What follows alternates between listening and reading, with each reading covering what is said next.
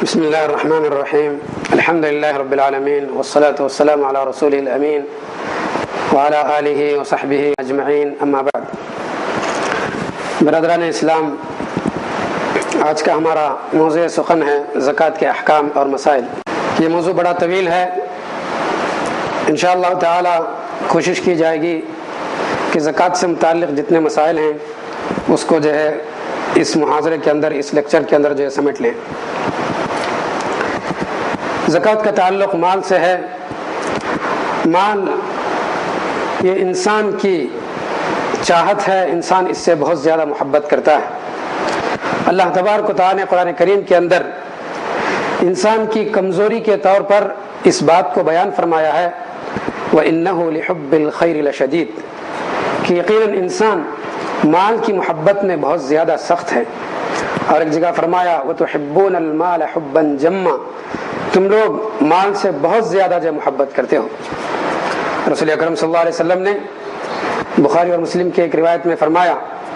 لو كان لابن آدم واديان من مال لابتغى ثالثا ولا يملأ جوف ابن آدم إلا التراب، کہ ابن آدم کو اگر مال کی 2 وادیاں بھی دی جائیں تو وہ تیسرے جو ہے وادی کی جو تمنا کرے گا. ابن آدم کا پیٹ مٹی ہی جو ہے بھر سکتی ہے. اور ایک حدیث میں جس کو امام بخاری اور مسلم نے ہی روایت کیا ہے، فرمایا نبی کریم صلی اللہ علیہ وسلم نے یکبر ابن آدم ویکبر معه اثنان حب المال وطول العمر، کہ ابن آدم انسان جیسے جیسے بڑا ہوتا ہے اس کے ساتھ ساتھ 2 چیزیں بڑی ہوتی ہیں. ایک جو مال کی محبت اور دوسرے لمبی عمر کی تمنا. یہ مال بلا شبہ ایک آزمائش ہے. اللہ تبارک و تعالی نے سورۃ تغابن کے اندر فرمایا انما اموالکم واولادکم فتنہ، کہ یقیناً تمہارے مال اور تمہارے اولاد آزمائش ہے. مال کی محبت انسان کے اندر بخیلی، حرص، لالچی، خود غرضی اور سنگ دلی جیسے برے اخلاق پیدا کرتی ہے، جس کی وجہ سے وہ دھوکہ، ظلم و ستم، غصب، حق تلفی اور لوٹ گھسوٹ جیسے گناہوں میں مبتلا ہو جاتا ہے. پھر حلال اور حرام کی پرواہ کیے بغیر مال کماتا جاتا ہے. رسول اکرم صلی اللہ علیہ وسلم نے ایک حدیث کے اندر جس کو امام احمد رحمہ اللہ تعالی عنہ نے اور پھر جو امام بخاری نے روایت کی ہے، فرمایا لَيَأْتِيَنَّ عَلَى النَّاسِ زَمَانٌ لَا يُبَالِي الْمَرْءُ بِمَا أَخَذَ الْمَالِ أَمِنْ حَلَالٍ أَمِنْ حَرَامٍ، کہ لوگوں پر ایک زمانہ ایسا بھی آئے گا کہ آدمی اس بات کی پرواہ نہیں کرے گا کہ کس طریقہ سے اس نے جو مال حاصل کیا ہے، کیا حلال سے کمایا ہے یا حرام سے کمایا ہے. اسی طریقہ سے ایک اور جگہ نبی کریم صلی اللہ علیہ وسلم فرماتے ہیں ان لکل امت فتنہ وفتنۃ امتی المال،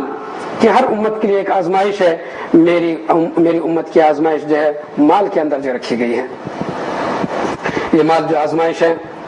اس کے بارے میں اللہ تبارک و تعالی نے قرآن مجید کے اندر مختلف واقعات کی شکل میں لوگوں کو اس سے جو تنبیہ فرمائی ہے. جیسا کہ جو ہے سورہ قلم کے اندر اللہ تبارک و تعالی نے باغ والوں کا قصہ بیان فرمایا. ان باغ والوں نے فقراء اور مساکین کا حق نہ دینے کا عزم کر لیا، اور صبح سویرے جب فصل کاٹنے کے لیے یہ لوگ باغ پہنچے تو انہوں نے دیکھ لیا کہ اللہ تبارک و تعالی کے حکم سے ان کا باغ اجڑ چکا تھا، اور ایسا لگ رہا تھا کہ گویا ساری کی ساری کھیتی کٹ چکی ہے. اللہ تبارک و تعالی نے ان کے بارے میں فرمایا انا بلوناہم کما بلونا اصحاب الجنہ اذ اقسموا لیصرمنها مصبحین ولا یستثنون فطاف علیہا طائف من ربک وهم نائمون فاصبحت کالصریم. بے شک ہم نے انہیں اسی طرح آزمایا جس طرح سے ہم نے باغ والوں کو آزمایا تھا، جبکہ انہوں نے قسمیں کھائیں کہ صبح سویرے کھیتی کاٹ لائیں گے، اور وہ انشاءاللہ بھی نہیں کہہ رہے تھے. چنانچہ اس باغ پر تمہارے رب کی جانب سے یہ ایک بلا گھوم گئی اور یہ ابھی سو ہی پڑے تھے. یہ جو ہے پہلا واقعہ تھا سورہ قلم کا، جس کے اندر اللہ تبارک و تعالی نے باغ والوں کو آزمایا. دوسرا واقعہ سورہ کہف کے اندر اللہ تبارک و تعالی نے 2 آدمیوں کا واقعہ ذکر فرمایا ہے. اللہ نے فرمایا وَاضْرِبْ لَهُم مَثَلَ الرَّجُلَيْنِ جَعَلْنَا لِأَحَدِهِمَا جَنَّتَيْنِ مِنْ أَعْنَابٍ وَحَفَفْنَاهُمَا بِنَخْلٍ وَجَعَلْنَا بَيْنَهُمَا زَرْعًا كِلْتَا الْجَنَّتَيْنِ آتَتْ أُكُلَهَا وَلَمْ تَظْلِم مِّنْهُ شَيْئًا وَفَجَّرْنَا خِلَالَهُمَا نَهَرًا وَكَانَ لَهُ ثَمَرٌ، کہ اللہ تبارک و تعالی نے ان 2 آدمیوں میں سے ایک آدمی کو 2 بہترین باغ عطا کیے تھے. اس باغ کے اندر کھجور کے درخت تھے اور انگور کے درخت تھے. کھجور کے درخت سارے باغ کو جو گھیرے ہوئے تھے، گویا وہ باڑ کا کام کر رہے تھے، اور انگور کی اس کے اندر جو ہے پیدائش اور پیداوار ہوتی تھی، اس کے علاوہ دوسری فصل بھی اس کے اندر اگتی تھی۔ ان باغ کو کسی قسم کی پانی کی بھی کمی نہیں تھی۔ اللہ تبارک و تعالی نے ان باغوں کے درمیان نہر جاری فرما دی تھی، جس کے ذریعے سے وہ بغیر کسی مشقت کے اس سے جو ہے سیراب ہوتے تھے۔ اس طریقہ سے یہ باغ خوب جو ہے پھل دیا کرتے تھے۔ اس باغ کو دیکھ کر اس باغ والے کو تکبر آ گیا، اور اپنے ساتھی سے جو ہے حقیر ہو کر کے حقارت انداز میں اس نے اپنے ساتھی سے جو ہے کہا، انا اکثر منک مالا واعز نفرا، میں تجھ سے زیادہ مال والا ہوں، اور جتھے اور نوکر چاکر میں بھی میں تجھ سے زیادہ ہوں۔ بلکہ اتنا ہی نہیں، اس سے آگے بڑھ کر کے وہ مزید و مال کی امیدیں بھی کرنے لگا، اور اتنا ہی نہیں بلکہ اس نے قیامت کا بھی انکار کہہ دیا کہ وما اظن الساعة قائمہ، کہ میں جو ہے یقین نہیں کرتا کہ جو ہے قیامت بھی قائم ہونے والی ہے۔ یہ سب کچھ مال کے سبب سے تھا، مال اس کے لیے آزمائش بن گیا۔ اس کے ساتھی نے اسے نصیحت کی کہ تجھے اللہ تبارک و تعالیٰ جس نے تجھے پیدا کیا ہے، اس خالق کا تو نے انکار کر دیا، تو اللہ تبارک و تعالیٰ کا شکر ادا کرتا تو کتنا اچھا ہوتا۔ تجھ کو چاہیے تھا کہ تو ماشاء اللہ لا قوت الا باللہ کہتا، لیکن اس ساتھی کو کسی قسم کی کوئی پرواہ نہیں ہوئی، یہاں تک کہ اللہ تبارک و تعالیٰ نے اس کے باغ کو اجاڑ کر کے رکھ دیا۔ وَأُحِيطَ بِثَمَرِهِ فَأَصْبَحَ يُقَلِّبُ كَفَّيْهِ عَلَى مَا أَنفَقَ فِيهَا وَهِيَ خَاوِيَةٌ عَلَى عُرُوشِهَا وَيَقُولُ يَا لَيْتَنِي لَمْ أُشْرِكْ بِرَبِّي أَحَدًا، کہ اس کا باغ اجڑ کر کے رہ گیا، اور جو کچھ اس نے اس باغ پر مال خرچ کیا تھا، اس کی وجہ سے وہ کف افسوس ملنے لگا، ندامت کرنے لگا، اور کہنے لگا کہ کاش میں اپنے رب کے ساتھ شرک نہ کرتا تو کتنا اچھا ہوتا تھا۔ لیکن چونکہ جو ہے وقت ختم ہو چکا تھا، اب جو ہے پچھتانے کا کوئی فائدہ نہیں رہا۔ اسی طریقہ سے اللہ تبارک و تعالیٰ نے سورہ قصص کی آیتوں کے اندر قارون کا قصہ بیان کیا ہے۔ اللہ نے فرمایا کہ ان قارون كان من قوم موسى فبغى عليهم وآتيناه من الكنوز ما إن مفاتحه لتنوء بالعصبة أولي القوة إذ قال له قومه لا تفرح إن الله لا يحب الفرحين، کہ اللہ تبارک و تعالیٰ نے قارون کو بہت زیادہ مال عطا کیا تھا، اتنا مال عطا کیا تھا کہ اس کے خزانوں کی کنجیاں اونٹوں کی ایک جماعت کے اوپر لاد کر کے لے جایا جاتا تھا۔ اس کی قوم نے اس کو نصیحت کی، وَابْتَغِ فِيمَا آتَاكَ اللَّهُ الدَّارَ الْآخِرَةَ وَلَا تَنْسَ نَصِيبَكَ مِنَ الدُّنْيَا، کہ تو اپنے اس مال کے ذریعے سے آخرت کو سنوار لے، اور دنیا کو بھی تو مت بھول، اور تو اس لوگوں کے ساتھ ویسا ہی حسن سلوک کر جیسے کہ اللہ تبارک و تعالی نے تیرے ساتھ حسن سلوک کیا ہے۔ وَلَا تَبْغِ الْفَسَادَ فِي الْأَرْضِ، اور زمین میں اپنے اس مال کے ذریعے سے فساد مت پھیلا۔ اللہ تبارک و تعالی فساد پھیلانے والوں کو پسند نہیں فرماتا ہے۔ لیکن قارون نے قوم کی اس نصیحت کی کوئی پرواہ نہیں کی، اللہ تبارک و تعالیٰ کے فضل کا اس نے سرے سے انکار کر دیا، اور اس نے کہا کہ یہ خزانے مجھے اپنے علم کی بنیاد پر اور اپنے جو قوت کی بل بوتے پر جو ملے ہوئے ہیں، جس کا نتیجہ یہ ہوا کہ اللہ تبارک و تعالیٰ نے اس کے خزانوں سمیت زمین میں جو دھسا دیا۔ فَخَسَفْنَا بِهِ وَبِدَارِهِ الْأَرْضِ، کہ اللہ تبارک و تعالیٰ فرماتا ہے کہ ہم نے اس کو اس کے خزانوں کے ساتھ زمین میں جو دھسا دیا، اس کی کوئی مدد کرنے والا نہیں تھا۔ ایک تیسرا واقعہ جس کے اندر اللہ تبارک و تعالیٰ نے آزمائش میں رکھی ہے اس مال کے اندر، وہ قوم سبا کا واقعہ ہے۔ یہ سبا نامی قوم یمن کے اندر جو رہتی تھی، جس کی ملکہ سلیمان علیہ السلام کے زمانے میں مسلمان ہو چکی تھی۔ آج کل سبا ایک جو ہے یمن کا شہر ہے۔ کسی وقت یہ علاقہ بہت ہی بڑا خوشحال، بڑا یہ سرسبز و شاداب تھا، یہاں مال و دولت کی فراوانی تھی۔ اللہ تبارک و تعالیٰ نے ان لوگوں کو حکم دیا تھا، کلوا من رزق ربکم واشکروا لہ، اپنے رب کا رزق کھاؤ اور اس کا شکر ادا کرتے رہو۔ لیکن ان لوگوں نے جو ناشکری کی، جس کا نتیجہ یہ ہوا کہ اللہ تبارک و تعالیٰ نے ان کے بستی پر زبردست سیلاب بھیج دیا، جس کی وجہ سے ان کی بستی ویران ہو گئی اور ان کے جو سرسبز و شاداب باغ جو ان کے لیے بہت زیادہ مال کی فراوانی کا سبب تھا وہ سب کے سب جو ہے ختم ہو گئے، بلکہ اللہ تبارک و تعالی نے فرمایا وَبَدَّلْنَاهُمْ بِجَنَّتَيْهِمْ جَنَّتَيْنِ ذَوَاتَيْ أُكُلٍ خَمْطٍ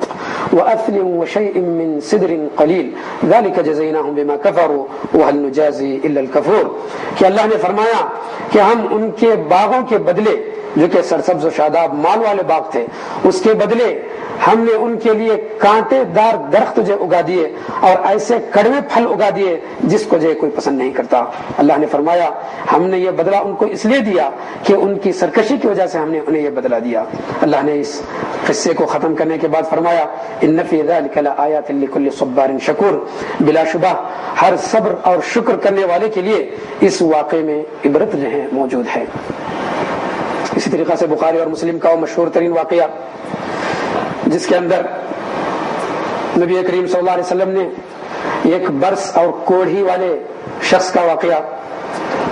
اندھے آدمی کا واقعہ اور اسی طریقہ سے گنجے آدمی کا واقعہ، یعنی کوڑھی، گنجے اور اندھے آدمی کا واقعہ نبی کریم صلی اللہ علیہ وسلم نے بیان فرمایا۔ وہ اس طریقہ سے کہ اللہ تبارک و تعالیٰ ان کو آزمانا چاہتا تھا، فرشتہ انسان کی شکل میں اللہ تعالیٰ کے حکم سے ان کے پاس پہنچا اور ہر ایک کو ان کی حاجت کے مطابق، ان کی ضرورت کے مطابق ان کے عیب کو دور کر دیا اور ان کے خواہش کے مطابق ان میں سے کسی کو اونٹ، کسی کو گائے اور کسی کو بکری عطا کر دی اور پھر جو ہے انہیں ان کے مال میں برکت کی دعا کر دی۔ ایک مدت کے بعد ان لوگوں میں سے ہر ایک کے پاس بہت زیادہ جو ہے گائے، اونٹ اور بکریاں جو ہو گئی، یہاں تک کہ ان کو آزمانے کے لیے اللہ تبارک و تعالیٰ کی طرف سے وہ فرشتہ دوبارہ ایک فقیر اور مسکین کی شکل میں ان کے پاس آیا اور ہر ایک کے پاس جا کر ان سے سوال کیا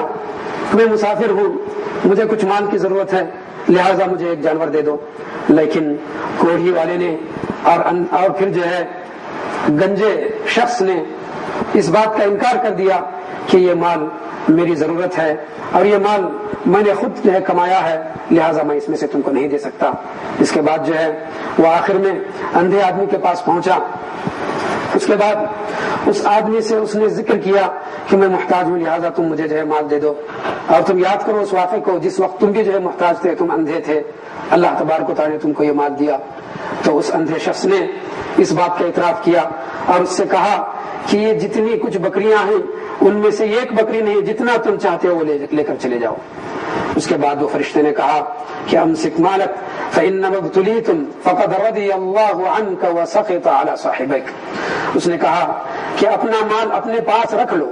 بلا شبہ یہ تم لوگوں کی آزمائش تھی، اللہ تعالیٰ تم سے خوش ہو گیا اور تمہارے دونوں ساتھیوں سے ناراض ہو گیا۔ تو یہ آزمائش تھی ان تینوں آدمیوں کے لیے۔ تو اللہ کے رسول صلی اللہ علیہ وسلم نے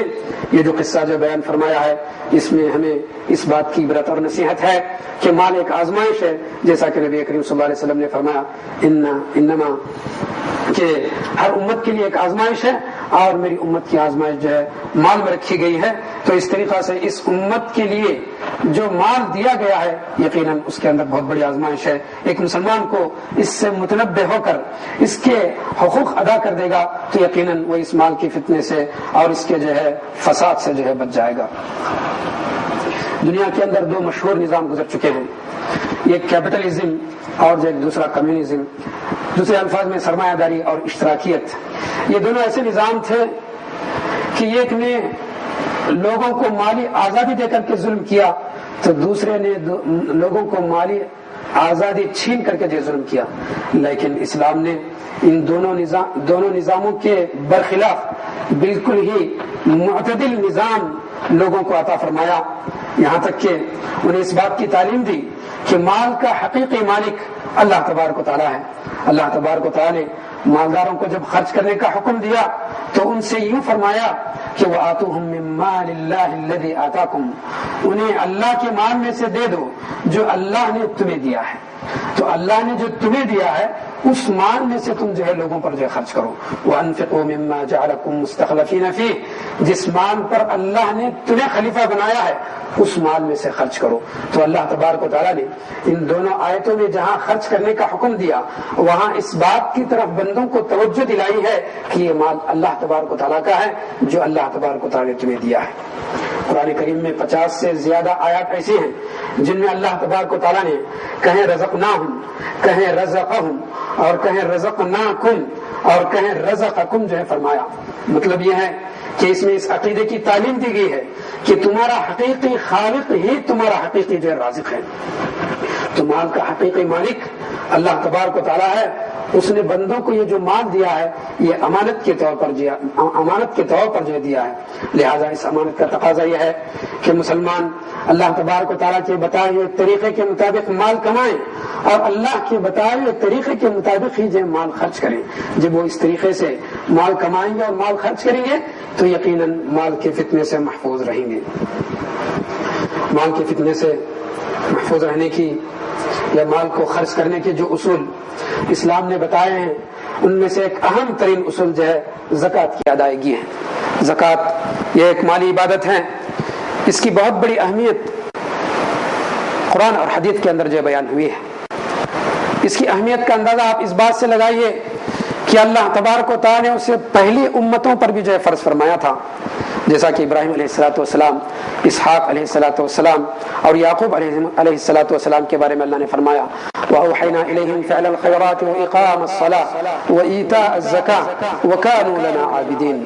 کہ ہم نے انہیں نیکیاں کرنے، نماز قائم کرنے اور زکوٰۃ ادا کرنے کی وحی کی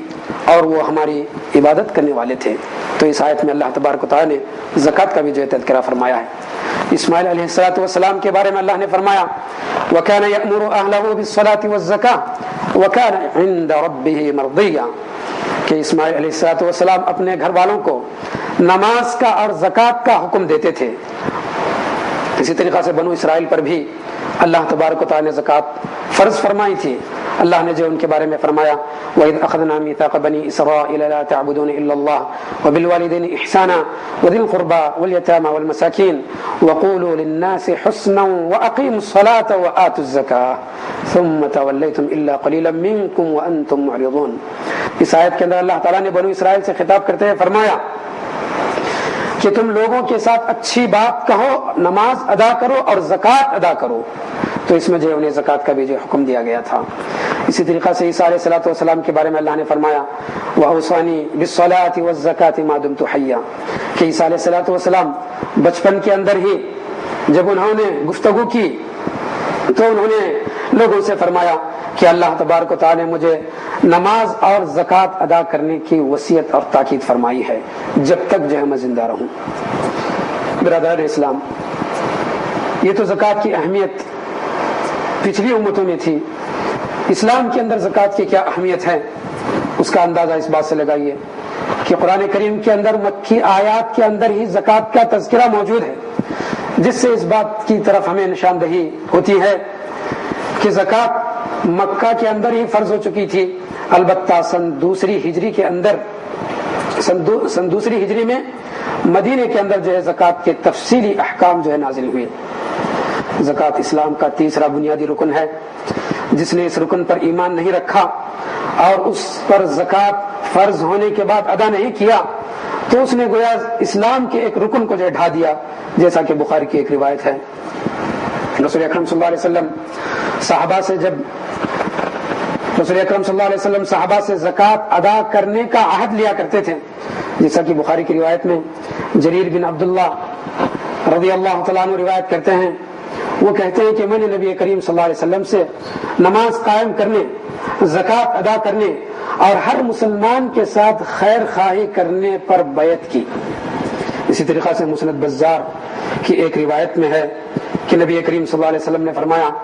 زکوٰۃ ادا کرو تاکہ تمہارا اسلام مکمل ہو جائے. تو اسلام کی تکمیل اس وقت ہو سکتی ہے جبکہ زکوٰۃ ادا کی جائے. تو جس آدمی پر زکوٰۃ فرض ہو جائے اور وہ زکوٰۃ ادا نہ کرے تو پھر جو اس کا اسلام مکمل نہیں ہے. اسی لیے ابو بکر صدیق رضی اللہ تعالیٰ عنہ نبی کریم صلی اللہ علیہ وسلم کی وفات کے بعد جب خلیفہ بنے اور کچھ لوگوں نے جو ہے زکوٰۃ ادا کرنے سے انکار کر دیا تو انہوں نے ان کے ساتھ جنگ کی، گرچہ کہ وہ جو مسلمان تھے. ابو بکر صدیق رضی اللہ تعالیٰ عنہ نے اس وقت فرمایا تھا واللہ لأقاتلن من فرق بین الصلاة والزکاة فإن الزکاة حق المال واللہ لو منعونی عناقا كانوا يؤدونها إلى رسول الله صلى الله عليه وسلم لأقاتل على منعها رواه البخاری. ابو بکر صدیق کہتے ہیں کہ اللہ کی قسم میں ضرور ان لوگوں سے جنگ کروں گا جو نماز اور زکوٰۃ کے اندر جو ہے فرق کرتے ہیں، اس لیے کہ قرآن کریم کے اندر زکوٰۃ کا حکم جو ہے نماز کے ساتھ مل کر کے آیا ہے. اسی لیے ابو بکر صدیق کہتے ہیں کہ میں ان لوگوں کے ساتھ ضرور جنگ کروں گا جو نماز اور زکوٰۃ کے اندر تفریق کرتے ہیں. یقیناً زکوٰۃ مال کا حق ہے، اور اللہ کی قسم جن لوگوں نے مجھ سے ایک معمولی جانور بھی دینے سے روک لیا جس کو وہ نبی کریم صلی اللہ علیہ وسلم کے زمانے میں ادا کیا کرتے تھے تو میں ضرور ان کے ادا نہ کرنے پر جو ہے ان کے ساتھ جنگ کروں گا. تو یہ ساری باتیں زکوٰۃ کی اہمیت سے متعلق تھیں. زکوٰۃ یہ ایک اہم ترین فریضہ ہے. اللہ تبارک و تعالیٰ نے قرآن مجید میں 82 مرتبہ اس کا تاکیدی حکم جو ہے فرمایا ہے. کہیں اللہ تبارک و تعالیٰ نے فرمایا وَأَقِيمُوا الصَّلَاةَ وَآتُوا الزَّكَاةَ وَارْكَعُوا مَعَ الرَّاكِعِينَ. یہ امت محمدیہ کے لوگوں سے جو ہے فرمایا کہ نماز قائم کرو اور زکوٰۃ ادا کرو اور رکوع کرنے والوں کے ساتھ رکوع کرو، جیسا کہ سورہ بقرہ کی اس آیت کے اندر اللہ نے جو ہے ذکر فرمایا. اسی طریقہ سے سورہ مزمل کی آخری آیتوں میں فرمایا وَآتُوا الزَّكَاةَ وَأَقْرِضُوا اللَّهَ قَرْضًا حَسَنًا. زکوٰۃ ادا کرو اور اللہ تعالیٰ کو قرض حسنہ ادا کرو، یعنی قرض حسنہ سے مراد جو ہے زکوٰۃ ہے. اور کہیں اللہ تبارک و تعالیٰ نبی کریم صلی اللہ علیہ وسلم سے فرمایا خذ من اموالہم صدقہ، کہ ان کے مالوں سے آپ صدقہ یعنی زکوٰۃ وصول کر لیجئے. اور کہیں اللہ تبارک و تعالیٰ نے فرمایا وآتوا حقہ یوم حصادہ، کہ اس کی کٹائی کے دن اس کا حق ادا کرو، یعنی جو ہے زمین کے فصل کی جب کٹائی ہو جائے گی اس وقت جو ہے اس کا حق یعنی زکوٰۃ ادا کرنے کا اللہ تبارک و تعالیٰ نے اس آیت کے اندر حکم فرمایا. امام بخاری اور مسلم کی ایک روایت میں ہے کہ عبداللہ بن عباس رضی اللہ تعالیٰ عنہما بیان کرتے ہیں کہ رسول اللہ صلی اللہ علیہ وسلم نے معاذ رضی اللہ تعالیٰ عنہ کو جب دعوت اور تبلیغ کے لیے یمن بھیجا تو اس وقت آپ صلی اللہ علیہ وسلم نے انہیں بہت سی نصیحتیں کی. اس نصیحت میں سے ایک نصیحت یہ بھی تھی کہ آپ نے ان سے فرمایا ادعوہم الی شہادت اللہ الہ الا اللہ وانی رسول اللہ فانہم اطاعوک لذلك فأعلمهم أن الله افترض عليهم 5 صلوات في كل يوم وليلة فإنهم أطاعوك لذلك فأعلمهم أن الله قد افترض عليهم صدقة في أموالهم. آپ نے ان سے فرمایا کہ تم یمن والوں کو اس بات کی دعوت دو کہ وہ لا الہ الا اللہ کی گواہی دیں اور اس بات کی گواہی دیں کہ میں اللہ کا سچا رسول ہوں. اگر وہ اس بات کو مان لیں، اس بات کی اطاعت کر لیں تو انہیں بتا دو کہ اللہ تبارک و تعالیٰ نے رات اور دن میں ان پر 5 نمازیں جو فرض فرمائی ہیں. اور اگر وہ اس بات کو بھی مان لیں تو پھر جو ہے انہیں یہ بات بتا دو کہ اللہ تبارک و تعالیٰ نے ان کے مالوں میں جو ہے صدقہ فرض کیا ہے، یعنی جو زکوٰۃ جو ہے فرض کی ہے. تو اس حدیث کے اندر زکوٰۃ کی فرضیت واضح ہوتی ہے. اسی طریقہ سے ابو بکر صدیق رضی اللہ تعالیٰ عنہ نے انس رضی اللہ تعالیٰ عنہ کو جب جو ہے زکوٰۃ کی وصولی کے لیے بحرین روانہ کیا تو انہیں زکوٰۃ کی تفصیلات لکھ کر کے دی، جس میں فرمایا هذه فریضۃ الصدقہ التي فرضها رسول الله صلی اللہ علیہ وسلم على المسلمین والتي امر اللہ بها رسوله. یہ فریضہ زکوٰۃ کی تفصیل ہے جسے رسول اللہ صلی اللہ علیہ وسلم نے مسلمانوں پر فرض کیا ہے اور جس کا اللہ تبارک و تعالیٰ نے اپنے رسول کو جو ہے حکم دیا تھا. تو نبی کریم صلی اللہ علیہ وسلم کی طرف سے جو تفصیلات ابو بکر صدیق رضی اللہ تعالیٰ عنہ نے انس رضی اللہ تعالیٰ عنہ کو لکھی تھی اس میں یہ الفاظ ادا کیے کہ فریضۃ الصدقہ التی فرضها رسول اللہ صلی اللہ علیہ وسلم علی المسلمین، یعنی مطلب یہ ہے کہ زکوٰۃ ایک فریضہ۔ اسی طریقہ سے ابو ہریرہ رضی اللہ تعالیٰ عنہ کی ایک روایت میں، جس کو امام بخاری اور مسلم نے روایت کی ہے، نبی کریم صلی اللہ علیہ وسلم نے فرمایا الاسلام ان تعبد اللہ ولا تشرک به شیئا وتقیم الصلاة وتؤتی الزکاة المفروضہ، کہ آپ صلی اللہ علیہ وسلم نے فرمایا کہ اسلام یہ ہے کہ تم اللہ تبارک و تعالیٰ کی عبادت کرو اور اس کے ساتھ کسی چیز کو شریک نہ کرو، اور نماز قائم کرو اور فرض زکوٰۃ ادا کرو۔ جو شخص زکوٰۃ کی فرضیت کو جانتے ہوئے اس کا انکار کر دیتا ہے تو وہ اسلام سے خارج ہے اور وہ شخص جو ہے کافر ہے، اور جو شخص بخیلی کی وجہ سے زکوٰۃ ادا نہیں کرتا تو اس کے لیے دنیا اور آخرت میں اللہ تبارک و تعالیٰ کی جانب سے سخت قسم کے عذاب کی وعید ہے۔ برادران اسلام، یہ زکوٰۃ کی اہمیت اور فضیلت کے بعد ہمیں یہ بھی جان لینا چاہیے کہ زکوٰۃ کی بہت بڑی فضیلت ہے اور اس کے بہت سے جو فوائد ہیں۔ اللہ تبارک و تعالیٰ جب بندوں سے اپنا مال خرچ کرنے کے لیے کہہ رہا ہے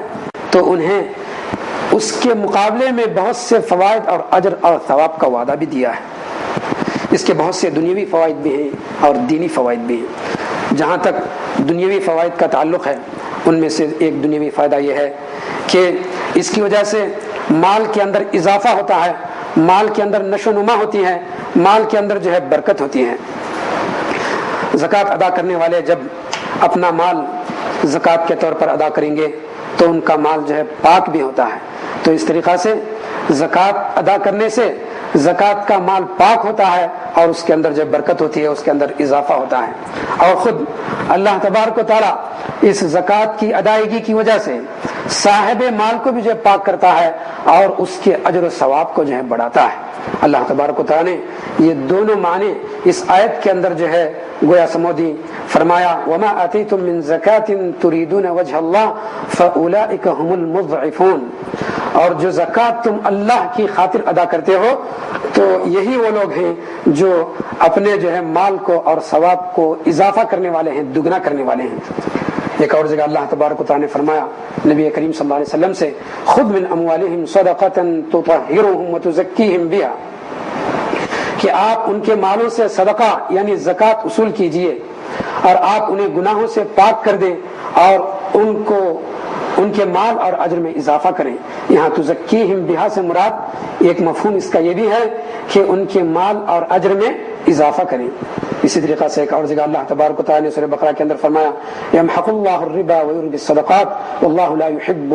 کل کفار اثیم، اللہ تبارک و تعالیٰ سود کو مٹاتا ہے اور صدقات کو جو ہے بڑھاتا ہے۔ تو یہ صدقہ اور زکوٰۃ ادا کرنے سے مال کے اندر اضافہ ہوتا ہے، بندے کے اجر و ثواب میں بھی اضافہ ہوتا ہے۔ ایک عربی نے عبداللہ بن عمر رضی اللہ تعالیٰ عنہ سے والذین یکنزون الذهب والفضة ولا ينفقونها في سبیل اللہ اس آیت کی تفسیر دریافت کی تو عبداللہ بن عمر رضی اللہ تعالیٰ نے فرمایا من کنزها فلم يؤد زکاتها فویل له انما كان هذا قبل ان تنزل الزکاة فلما انزلت جعلها اللہ طہرا للاموال، کہ یہ آیت جس کا ترجمہ یہ ہے کہ جو لوگ سونے اور چاندی کو جمع کر کے رکھتے ہیں اور ان کو اللہ کے راستے میں خرچ نہیں کرتے، تو اس کی تفسیر عبداللہ بن عباس رضی اللہ تعالی عنہ نے بیان فرمائی کہ جو شخص اس کی زکوٰۃ ادا نہ کرے تو وہ اس کے لیے ہلاکت ہے۔ یقیناً یہ حکم زکوٰۃ کا حکم نازل ہونے سے پہلے تھا، لیکن جب زکوٰۃ نازل ہوئی تو جعلہ اللہ طہرا للاموال، اللہ تبارک و تعالیٰ نے اس زکوٰۃ کو مال کی پاکی کا ذریعہ بنایا، تو جو ہے زکوٰۃ ادا کرنے سے مال پاک ہوتا ہے۔ اور دوسرا فائدہ یہ ہے کہ مال کے اندر کسی بھی قسم کی کمی نہیں آتی زکوٰۃ ادا کرنے سے۔ نبی کریم صلی اللہ علیہ وسلم نے مسلم اور ترمذی کی ایک روایت میں فرمایا ما نقصت صدقۃ من مال، صدقہ کسی بھی مال کو کم نہیں کرتا۔ ابو کبشہ انماری رضی اللہ تعالیٰ عنہ بیان کرتے ہیں کہ نبی کریم صلی اللہ علیہ وسلم کو میں نے بیان کرتے ہوئے سنا ثلاث اقسم علیہن واحدثکم حدیثا فاحفظوه قال ما نقص مال عبد من صدقہ، کہ تین چیزیں ایسی ہیں میں قسم کھا کر کے کہتا ہوں، یعنی نبی کریم صلی اللہ علیہ وسلم کہہ رہے ہیں، اور میں تم سے ایک حدیث بیان کرتا ہوں، تم اس کو یاد کر لو۔ پھر جو انہوں نے کہا ما نقص مال عبد من صدقہ، کوئی بھی صدقہ مال کے اندر کمی نہیں پیدا کرتا۔ زکوٰۃ کا ایک تیسرا فائدہ یہ ہے کہ زکوٰۃ ادا کرنے سے مال کا شر ختم ہو جاتا ہے، یعنی مطلب یہ ہے کہ زکوٰۃ ادا کرنے والا مال کے شر سے محفوظ ہو جاتا ہے، جیسا کہ جابر رضی اللہ تعالیٰ عنہ سے روایت ہے کہ ایک شخص نے پوچھا کہ اللہ کے رسول، اگر آدمی اپنے مال کی زکوٰۃ ادا کر دے تو اس کا کیا فائدہ ہے؟ تو آپ صلی اللہ علیہ وسلم نے فرمایا من ادى زکاۃ مالہ فقد ذهب عنہ شرہ، جس نے اپنے مال کی زکوٰۃ ادا کر دی تو یقیناً اس سے اس کا مال محفوظ ہو گیا، اس کے مال کا شر ختم ہو گیا۔ اس حدیث کو امام حاکم نے جو روایت کی ہے اور امام ابن خزیمہ نے بھی اس کو جو روایت کی ہے۔ زکوٰۃ ادا کرنے کا ایک چوتھا فائدہ یہ ہے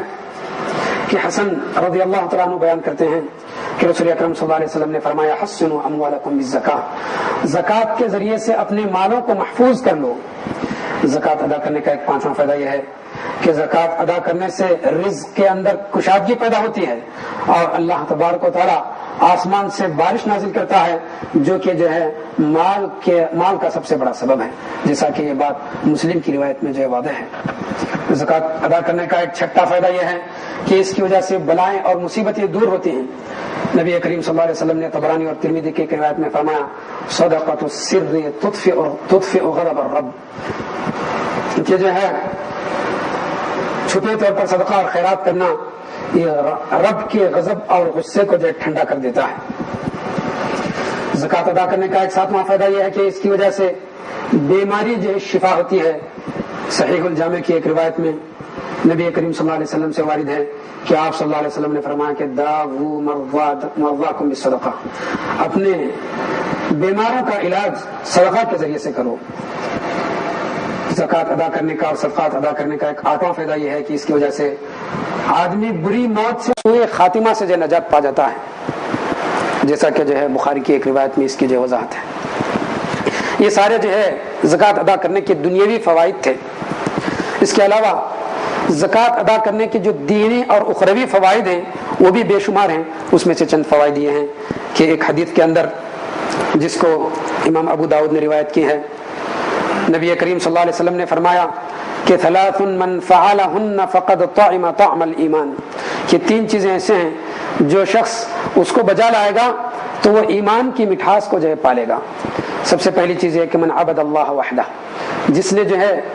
ایک اللہ کی عبادت کی، وعلم ان لا الہ الا اللہ، اور اس بات کو جان لیا کہ اللہ کے علاوہ کوئی سچا معبود نہیں ہے، وأعطى زكاة ماله طيبة بها نفسه رافدة عليه كل عام، اور جس نے خوشی خوشی رغبت کے ساتھ ہر سال اپنے مال کی زکوٰۃ ادا کی تو جو ہے وہ شخص ایمان کی جو ہے مٹھاس کو اور ذائقے کو جو ہے پا لیتا ہے۔ زکوٰۃ ادا کرنے کا ایک دوسرا اخروی اور دینی فائدہ یہ ہے کہ اس کی وجہ سے گناہ بخش دیے جاتے ہیں اور یہ چیز جو ہے گناہوں کا کفارہ ہے، جیسا کہ جو ہے حذیفہ بن یمان رضی اللہ تعالیٰ عنہ سے روایت ہے، عمر رضی اللہ تعالیٰ نے فرمایا کہ تم میں سے کون ہے جس کو فتنے سے متعلق رسول اکرم صلی اللہ علیہ وسلم کی حدیث یاد ہے؟ حذیفہ بن یمان رضی اللہ تعالیٰ عنہ کہتے ہیں میں اسے ٹھیک ویسے ہی یاد رکھا ہوں جس طرح آپ صلی اللہ علیہ وسلم نے جو بیان فرمایا۔ عمر رضی اللہ تعالیٰ نے ان سے فرمایا یقیناً تمہیں ایسی احادیث پر بڑی جرأت ہے، اس لیے کہ حذیفہ رضی اللہ تعالیٰ عنہ نبی کریم صلی اللہ علیہ وسلم سے احادیث الفتن، یعنی فتنوں سے متعلق جو احادیث تھی پوچھ کر کے جو یاد کرتے تھے، تو اسی لیے عمر رضی اللہ تعالیٰ عنہ نے ان کے بارے میں فرمایا یقیناً تمہیں ایسی احادیث پر بڑی جرأت ہے، بتاؤ کہ آپ صلی اللہ علیہ وسلم نے اس کے بارے میں کیا فرمایا ہے؟ تو انہوں نے کہا کہ نبی کریم صلی اللہ علیہ وسلم نے فرمایا فتنة الرجل في أهله وولده وجاره تكفرها الصلاة والصدقة والأمر بالمعروف والنهي عن المنکر، کہ انسان کی آزمائش اس کے اہل و عیال اور پڑوسی کے بارے میں ہوتی ہے، لیکن نماز، صدقہ اور امر بالمعروف و نہی عن المنکر یہ ایسی چیزیں ہیں یہ اس آزمائش کا کفارہ بن جاتی ہیں۔ تو اس میں جن گناہوں کے کفارے کے لیے نبی کریم صلی اللہ علیہ وسلم نے نیکیاں ذکر کی ہیں ان میں جو ہے صدقہ اور خیرات کو بھی ذکر کیا ہے، جس کے اندر جو زکوٰۃ جو شامل ہے۔ معاذ بن جبل رضی اللہ تعالیٰ عنہ سے مروی ہے کہ رسول اکرم صلی اللہ علیہ وسلم نے فرمایا الصدقۃ تطفئ الخطیئہ کما یطفئ الماء النار،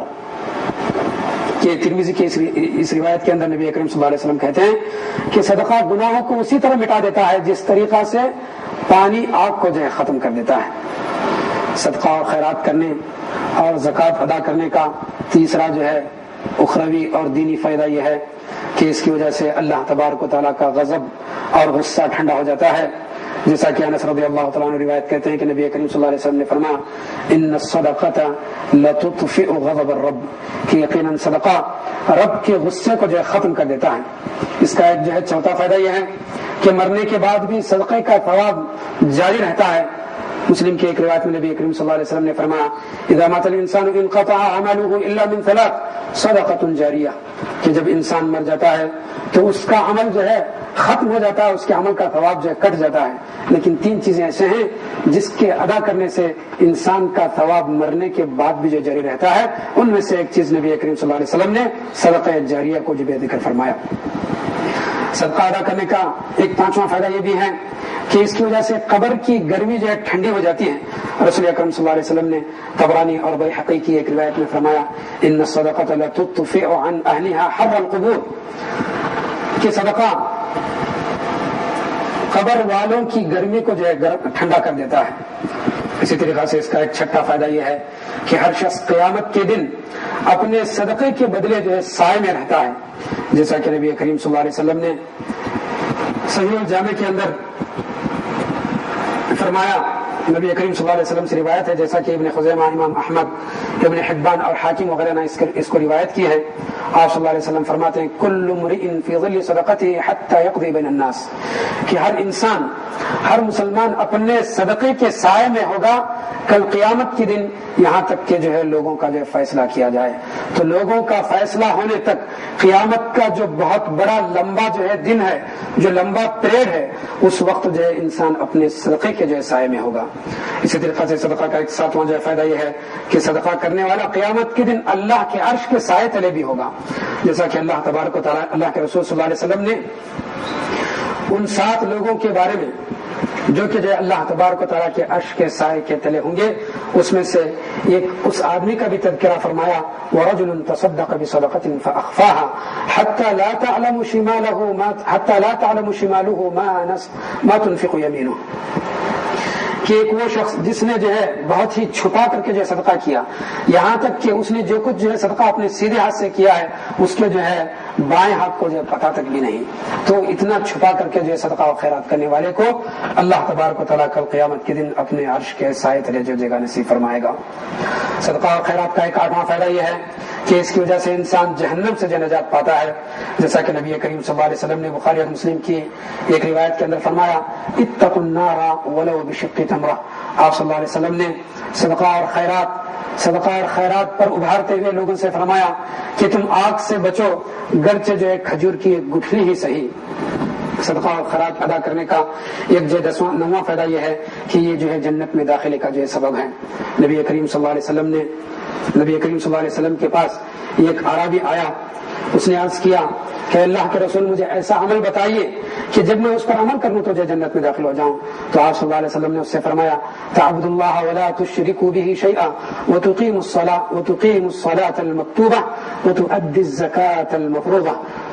وتصوم رمضان، کہ آپ صلی اللہ علیہ وسلم نے اس سے فرمایا کہ تم اللہ تبارک و تعالیٰ کی عبادت کرو اور اس کے ساتھ کسی چیز کو شریک نہ کرو، نماز قائم کرو، فرض نماز ادا کرو اور فرض زکوٰۃ ادا کرو اور رمضان کے روزے رکھو۔ جب یہ باتیں اس عربی نے سن لی تو اس کے بعد وہ جو ہے واپس ہوتے ہوئے اس نے کہا والذی نفسی بیدہ لا ازید علی ھذا، کہ اللہ کی قسم میں ان باتوں پر عمل کروں گا، اس میں سے ذرہ برابر بھی جو اضافہ اپنی طرف سے نہ کروں گا۔ تو آپ صلی اللہ علیہ وسلم نے اس کی واپسی کے وقت جو فرمایا من سرہ ان ينظر الى رجل من اہل الجنة فلينظر الى ھذا، جس شخص کو یہ بات پسند ہے کہ وہ جنتیوں میں سے کسی انسان کو دیکھے تو اس آدمی کو جو دیکھ لے۔ مطلب یہ ہے کہ یہ فرائض جس کے اندر زکوٰۃ کا بھی تذکرہ ہے، جو بغیر کسی کم و بیشی کے ادا کرے گا تو وہ جنت کا جو ہے مستحق ہے۔ اسی طریقہ سے نبی کریم صلی اللہ علیہ وسلم نے حجۃ الوداع کے موقع پر فرمایا تھا اتقوا ربکم وصلوا خمسکم وصوموا شہرکم وادوا زکاة اموالکم واطیعوا ذا امرکم تدخلوا جنت ربکم، کہ تم اپنے رب سے ڈرو، 5 نمازیں پڑھو اور اپنے مہینے کے روزے رکھو اور اپنے مالوں کی زکوٰۃ ادا کرو اور اپنے امیر کی اطاعت کرو تو تم اپنے رب کی جنت میں داخل ہو جاؤ گے۔ اسی طریقہ سے جنت پانے کے جو بہت سے وسائل نبی کریم صلی اللہ علیہ وسلم نے بتائے ہیں، ان میں سے جو زکوٰۃ کی ادائیگی بھی جنت کے حصول کا سب سے بڑا ذریعہ ہے۔ صدقات اور خیرات ادا کرنے اور زکوٰۃ ادا کرنے کے جو بہت سے فوائد ہیں، ان میں سے ایک فائدہ یہ ہے کہ جو شخص جو صدقہ و خیرات ادا کرتا ہے وہ جو کل قیامت کے دن صدیقین اور شہداء کے ساتھ جو ہوگا۔ نبی کریم صلی اللہ علیہ وسلم نے ایک حدیث کے اندر جو فرمایا، قبیلہ خزاعہ کا ایک آدمی جب نبی کریم صلی اللہ علیہ وسلم کے پاس آیا اور عرض کیا کہ اللہ کے رسول، میں اس بات کی گواہی دیتا ہوں کہ اللہ کے علاوہ کوئی سچا معبود نہیں ہے اور آپ اللہ کے سچے رسول ہیں، میں 5 نمازیں پڑھتا ہوں اور رمضان کے روزے رکھتا ہوں اور اس میں قیام بھی کرتا ہوں اور زکوٰۃ ادا کرتا ہوں۔ تو گویا اس نے نبی کریم صلی اللہ علیہ وسلم سے اس کا نتیجہ جو طلب فرمایا، تو نبی کریم صلی اللہ علیہ وسلم نے اس سے عرض کیا من مات علی ھذا کان من الصدیقین والشہداء، جو شخص ان نیکیوں پر مر جائے گا وہ صدیقین اور شہداء کے جو زمرے میں جو شامل ہو جائے گا۔ اس حدیث کو امام ابن خزیمہ اور امام ابن حبان نے جو روایت کیا ہے۔ تو اس طریقہ سے یہ سارے فوائد تھے جو زکوٰۃ ادا کرنے اور عام صدقات اور خیرات ادا کرنے کے، دنیاوی اور دینی۔ صدقہ اور خیرات اور زکوٰۃ، اس کی ادا کرنے کی فضیلت اور اس کے جو مختلف فوائد آپ نے سنے۔ اب آپ یہ بھی جان لیجئے کہ زکوٰۃ ادا نہ کرنے والوں کے لیے قرآن اور حدیث کے اندر کیسی وعید آئی ہے اور ان کو کیا عذاب ہوتا ہے۔ ایک حدیث میں نبی کریم صلی اللہ علیہ وسلم نے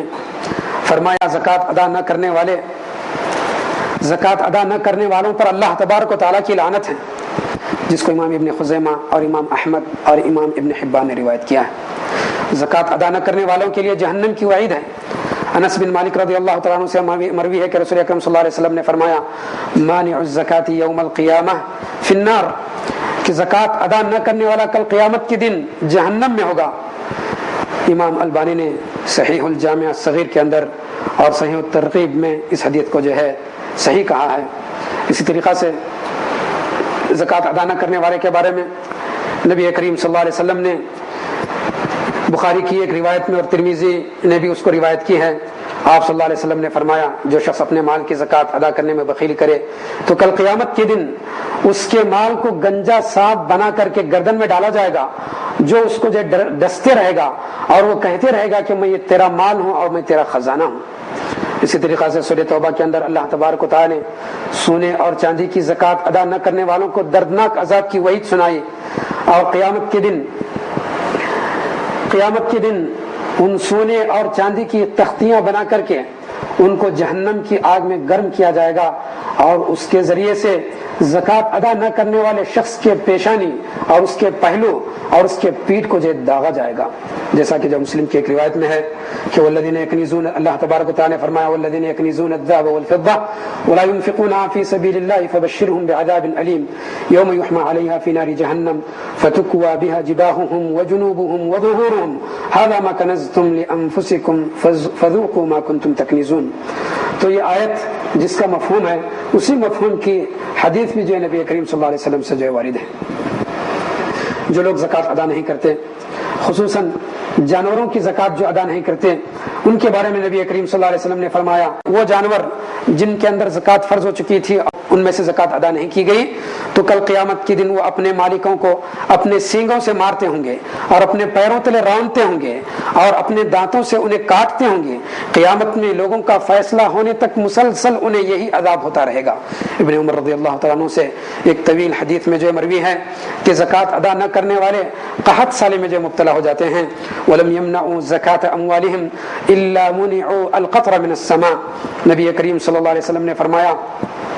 کہ جو لوگ اپنے مال کی زکوٰۃ ادا نہیں کرتے اس کی وجہ سے جو ہے آسمان سے ان کے لیے بارش جو ہے روک لی جاتی ہے۔ صحیح ترغیب کے اندر یہ حدیث جو ہے مروی ہے، جس کو امام البانی نے جو ہے صحیح کہا ہے۔ ابن عباس رضی اللہ تعالیٰ عنہما سے مروی ہے کہ رسول اکرم صلی اللہ علیہ وسلم نے فرمایا وَلَا مُنِعُ الزَّكَاةَ إِلَّا حُبِسَ عَنْهُمُ الْقَطْرُ۔ کہ طبرانی الکبیر کے اس روایت میں نبی کریم صلی اللہ علیہ وسلم نے فرمایا جب لوگ زکوٰۃ کو روک لیتے ہیں تو یقیناً اللہ تبارک و تعالیٰ ان سے جو بارش بھی جو روک لیتا ہے۔ بریدہ رضی اللہ تعالیٰ عنہ بیان کرتے ہیں کہ رسول اکرم صلی اللہ علیہ وسلم نے فرمایا ما منع قوم الزکاة الا ابتلاهم اللہ بالسنین، کہ جس قوم نے بھی جو ہے زکوٰۃ کو روک لیا تو اللہ تبارک و تعالیٰ انہیں جو ہے قحط سالی میں جو ہے مبتلا کر دیتا ہے۔ برادران اسلام، یہ ساری جو ہے چیزیں دراصل جو زکوٰۃ کی تمہید تھی، جس میں آپ کو یہ بات بتائی گئی کہ زکوٰۃ یعنی مال سے محبت یہ انسان کی جو فطری چیز ہے، لیکن یہ محبت اتنی ہی ہونی چاہیے جتنا جو ہے اللہ اور اس کے رسول نے جو ہے قانون دیا ہے۔ اور پھر جو ہے یہ مال آزمائش ہے، اس آزمائش میں انسان کبھی بھی جو ہے فیل ہو سکتا ہے۔ اس آزمائش سے بچنے کے لیے زکوٰۃ ادا کرنا ایک بہت ہی اہم ترین جو ذریعہ ہے، جیسا کہ اللہ اس کے رسول نے جو ہے ہمیں اس بات کی طرف تنبیہ فرمائی۔ اور پھر زکوٰۃ کی اہمیت اور زکوٰۃ کی فضیلت اور زکوٰۃ نہ دینے کی وعید آپ کے سامنے جو رکھی گئی۔ زکوٰۃ جو ہے دو قسم کی ہے، ایک بدن کی زکوٰۃ ہے جس کو صدقۃ الفطر کہتے ہیں، دوسرے مال کی زکوٰۃ ہے جو مالی زکوٰۃ کہتی ہے کہلا جاتی ہے، دوسرے مال کی زکوٰۃ جو مالی زکوٰۃ ہے۔ تو وہ اموال جن میں زکوٰۃ فرض ہوتی ہے وہ چار قسم کے ہیں۔ سب سے پہلے سونا اور چاندی، اور اس کے حکم میں جو ہے کرنسی بھی ہے۔ دوسری چیز تجارتی اموال، تیسری چیز جو ہے زمین سے نکلنے والی چیزیں، مثلا کھجور، منقع، گیہوں، اور پھر جو ہے مختلف قسم کے اناج اور پھل فروٹ، اور کان سے برآمد ہونے والی چیزیں، اور زمین میں مدفون چیزیں جس کو معدنیات وغیرہ کہا جاتا ہے۔ چوتھا مال جس کے اندر زکوٰۃ فرض ہوتی ہے وہ مویشی یعنی جانور ہیں، جیسے اونٹ، گائے، بکری اور جو بھی ان کے جو حکم میں ہے۔ تو یہ چار قسم کے اموال ہیں جن میں جو زکوٰۃ فرض ہوتی ہے۔ اس کے بعد زکوٰۃ فرض ہونے کے کیا شرائط ہیں اور کن لوگوں پر جو زکوٰۃ فرض ہوتی ہے۔ تو سب سے پہلی شرط یہ ہے کہ آدمی مسلمان ہونی چاہیے، مسلمان پر زکوٰۃ فرض ہے، کافر پر جو زکوٰۃ فرض نہیں ہے، کیونکہ کافر کی عبادت اللہ تبارک و تعالیٰ کے نزدیک اسی وقت مقبول ہے جب کہ وہ اسلام پر قائم ہو اور توحید پر جو ہے قائم ہو، ورنہ جو ہے اس کی عبادت مقبول نہیں۔ ابو بکر صدیق رضی اللہ تعالیٰ عنہ نے انس رضی اللہ تعالیٰ عنہ کو جب بحرین کی طرف زکوٰۃ وصول کرنے کے لیے روانہ کیا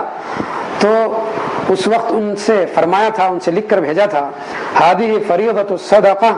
التي فرضها رسول اللہ صلی اللہ علیہ وسلم علی المسلمین، یہ فریضہ زکوٰۃ کی تفصیل ہے جس کو اللہ کے رسول صلی اللہ علیہ وسلم نے مسلمانوں پر جو ہے فرض کیا ہے۔ تو زکوٰۃ جو ہے مسلمان پر فرض ہے، کافر پر جو ہے فرض نہیں ہے۔ دوسری شرط یہ ہے کہ مسلمان آزاد ہونی چاہیے، غلام نہیں، غلام اور لونڈی پر جو ہے زکوٰۃ فرض نہیں ہے، اس لیے کہ غلام اور لونڈی وہ کسی چیز کے جو مالک نہیں ہوتے۔ تیسری شرط یہ ہے کہ آدمی نصاب کا مالک ہونی چاہیے۔ نبی کریم صلی اللہ علیہ وسلم نے ایک حدیث کے اندر اس کی وضاحت فرمائی لیس فیما دون خمسة اوسق صدقہ ولیس فیما دون خمس ذود صدقہ ولیس فیما دون خمس اواق صدقہ، متفق علیہ، کہ 5 وسق سے کم میں صدقہ نہیں ہے یعنی زکوٰۃ نہیں ہے، اور 5 اونٹ سے کم میں جو ہے صدقہ اور زکوٰۃ نہیں ہے، اور 5 جو ہے اوقیے سے کم میں یعنی چاندی سے 5 اوقیے چاندی سے کم میں بھی جو ہے زکوٰۃ نہیں ہے۔ تو نصاب کا مالک ہونا یہ جو ہے شرط ہے زکوٰۃ کے فرض ہونے کے لیے۔ چوتھی شرط یہ ہے کہ مال پر، جس مال پر نصاب ہو، جو مال نصاب کو پہنچ چکا ہے اس پر ایک ہجری سال کا گزرنا چاہیے، ہجری سال کی جو شرط ہے، جیسا کہ نبی کریم صلی اللہ علیہ وسلم نے ابن ماجہ کی ایک روایت میں فرمایا لا زکاۃ فی مال حتی یحول علیہ الحول، اس مال میں زکوٰۃ نہیں ہے جس پر جو ہے سال نہ گزرے، یعنی اس مال میں زکوٰۃ نہیں یہاں تک کہ سال گزر نہ جائے، تو سال گزرنے کے بعد ہی جو ہے زکوٰۃ فرض ہوتی ہے۔ تو یہ جو زکوٰۃ میں مال گزرنے کی جو شرط ہے وہ صرف 3 قسم کے مالوں سے متعلق ہے. سونا چاندی اور کرنسی کی جو زکوٰۃ ہے، تجارتی سامان ہے، مویشی ہیں، ان تینوں مالوں پر سال گزرنے کی شرط ہے. اس کے علاوہ جتنے اموال ہیں ان میں جو ہے سال گزرنے کی جو ہے شرط نہیں ہے. لہذا وہ اموال جن پر سال گزرنے کی شرط نہیں ہے ان میں سب سے پہلے زمین سے نکلنے والی چیزیں ہیں، مثلا اناج، پھل، معدنیات وغیرہ. اور دوسرا وہ مال ہے اگر کسی کا مال سال کے شروع میں نصاب کو پہنچ چکا ہے، پھر دوران سال میں اسی مال کے اندر اضافہ ہو گیا، نفع ہو گیا، تو اس کو اصل مال کے ساتھ ملا کر کے جو زکوٰۃ ادا کی جائے گی. اس نفع پر جو ہے سال گزرنے کی جو ہے شرط نہیں ہے اور سال گزرنے کا انتظار نہیں کیا جائے گا. جیسا کہ عبداللہ بن ثقفی رحمہ اللہ تعالی بیان کرتے ہیں کہ ان عمر بن الخطاب رضی اللہ تعالی عنہ قال تعد علیہم بالسخلہ یحملها الراعی ولا تأخذها، کہ ان زکوٰۃ کے جانوروں میں اس بچے کو بھی شمار کرو جسے چرواہا اٹھائے پھرتا ہے لیکن اسے بطور زکوٰۃ اصول نہ کرو. تو موطا کی یہ روایت ہے جس میں جو ہے عمر بن خطاب کہتے ہیں کہ زکوٰۃ کے جانوروں میں اس بچے کو بھی شمار کرو جسے چرواہا اٹھائے پھرتا ہے لیکن اسے بطور زکوٰۃ اصول نہ کرو. تو ظاہر بات ہے بچے پر جو ہے سال گزرا ہوا نہیں ہوتا، لیکن اس کے باوجود بھی اس کو جو ہے زکوٰۃ میں شمار کرنے کے لیے کہا گیا ہے. تو یہ جو زکوٰۃ کے جو شروط ہیں اس کا خلاصہ یہ ہے کہ ہر آزاد مسلمان پر زکوٰۃ فرض ہے جس کے پاس اس کی بنیادی ضرورت کے علاوہ اتنا مال موجود ہے جو نصاب کو پہنچ چکا ہو اور اس پر جو ہے سال جو ہے گزر چکا ہو. زکوٰۃ فرض ہونے کے جو مختلف شروط ہیں اس میں جو ہے عقل مند اور جو ہے بالغ ہونے کے بارے میں علماء کا اختلاف ہے.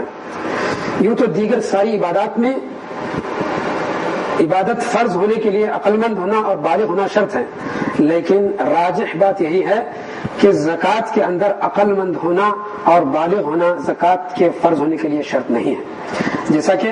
اسلام کے دیگر احکام میں ہوتا ہے. لہذا نابالغ اور مجنون پر بھی جو ہے زکوٰۃ فرض ہوتی ہے، کیونکہ زکوٰۃ ایک مالی عبادت ہے اور وہ مال کا حق ہے. لہذا بالغ اور نابالغ، عقل مند اور مجنون سب پر جو ہے زکوٰۃ فرض ہے. لہذا ان کے سرپرستوں کو چاہیے کہ ان کی طرف سے جو ہے زکوٰۃ نکالیں اور زکوٰۃ کے وقت نکالنے کے وقت جو ہے نیت بھی جو ہے کریں. اس بات کو جو ہے فتاوی اللجنہ دائمہ نے جو ہے اسی کے مطابق جو ہے فتویٰ دیا ہے، اور امام ابن عبد البر نے الاستذکار کے اندر جو ہے اس بات کو تفصیل سے جو ہے ذکر فرمایا ہے. زکوٰۃ کی شروط سے متعلق ایک چیز قرض کی زکوٰۃ ہے. قرض جو ہے 2 قسم کے ہیں. یہ قرض وہ ہے جو آپ نے کسی دوسرے سے لیا ہے، یہ قرض وہ ہے جو آپ نے کسی دوسرے کو دیا ہے. تو ان دونوں قسم کے قرض میں جو ہے زکوٰۃ واجب ہوتی ہے. سب سے پہلے جو قرض آپ نے کسی سے لیا ہے تو اس میں جو ہے اگر کسی کے مال میں زکوٰۃ فرض ہو چکی ہو، یعنی نصاب مکمل ہو چکا ہے اور سال گزر چکا ہے اور اس پر قرض بھی ہے، تو کیا ایسے شخص پر زکوٰۃ فرض ہے یا نہیں؟ جواب یہ ہے کہ اگر کسی شخص پر قرض ہے اور قرض کی ادائیگی کا وقت بھی آ چکا ہے تو پہلے قرض ادا کر دے، پھر جو ہے بقیہ مال نصاب سے اگر کم ہے یا پورا مال ختم ہو گیا تو ایسے قرض دار پر جو ہے زکوٰۃ نہیں ہے. لیکن اگر بقیہ مال نصاب کے برابر ہے یا اس سے زیادہ ہے تو اس پر جو ہے زکوٰۃ فرض ہے، جیسا کہ صاحب بن یزید رحمہ اللہ تعالیٰ عنہ نے عثمان رضی اللہ تعالیٰ عنہ کو ممبر رسول پر خطبہ دیتے ہوئے سنا، من کان علیہ دین فلیقض دینہ ولیزکی بقیۃ مالہ. اس روایت کو امام ابن قدامہ نے المغنی، ان کی جو فقہ کی جو مشہور کتاب ہے اس کے اندر جو ذکر فرمایا ہے. کہتے ہیں کہ عثمان بن عفان نے خطبہ دیتے ہوئے فرمایا، من کان علیہ دین فلیقض دینہ، جس پر جو قرض ہے وہ اپنا قرض جو ہے ادا کر دے، ولیزکی بقیۃ مالہ، اور بقیہ مال کی جو زکوٰۃ ادا کر دے. تو لہذا قرض ادا کرنے کے بعد جو کچھ مال باقی ہے اگر وہ نصاب کو پہنچ چکا ہے تو پھر جو ہے اس میں سے جو زکوٰۃ ادا ہوگی، اور اگر جو ہے بقیہ مال کے اندر جو ہے نہ نصاب مکمل ہوا ہے اور نہ یہ جو ہے بلکہ مکمل طور پر ختم ہو چکا ہے تو ایسی صورت میں اسے جو ہے زکوٰۃ نہیں ہے. اسی طریقے سے اگر کسی پر زکوٰۃ فرض ہو چکی ہے اور اس پر اتنا قرض ہے کہ وہ اس کے موجودہ مال سے زیادہ ہے لیکن قرض کی ادائیگی ابھی ضروری نہیں ہے، تو ایسی صورت میں یہ دیکھا جائے گا کیا اس کے پاس آمدنی کی دیگر ذرائع موجود ہیں جس کے ذریعے سے وہ بآسانی قرض ادا کر سکتا ہے، تو ایسی صورت میں اس کو زکوٰۃ ادا کرنا واجب ہے۔ صرف قرض کی وجہ سے اس پر سے زکوٰۃ ثابت نہیں ہوتی،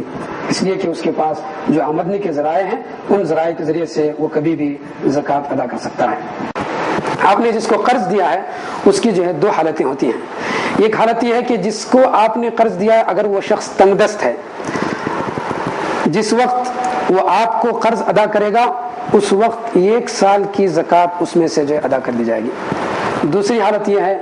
کہ جس کو آپ نے قرض دیا ہے اگر وہ مالدار ہے تو اس میں سے آپ کو ہر سال زکوٰۃ ادا کرنی ہے، کیونکہ گویا وہ مال آپ کے پاس موجود ہونے کے جو مترادف ہیں۔ یہاں ایک تیسری حالت یہ بھی ہے، جس کو آپ نے قرض دیا ہے اگر اس کے ملنے کی بالکل امید ہی نہیں ہے تو ایسی صورت میں گویا آپ اس مال کے مالک نہیں ہیں، اس لیے آپ پر جو ہے اس قرض کی جو زکوٰۃ فرض نہیں ہے۔ قرض ہی سے متعلق ایک مسئلہ یہ بھی ہے کہ اگر کوئی شخص مر جائے اور اس کے مال میں زکوٰۃ فرض ہو چکی تھی اور پھر وہ زکوٰۃ ادا کیے بغیر جو مر گیا تو پھر جو اس کے وارثین کو چاہیے کہ اپنا اس کا مال تقسیم کر لینے سے پہلے جو ہے اس میں سے جو زکوٰۃ ادا کرنی چاہیے، جیسا کہ اللہ تبارک و تعالیٰ نے سورہ نساء کے اندر جہاں وارثوں کا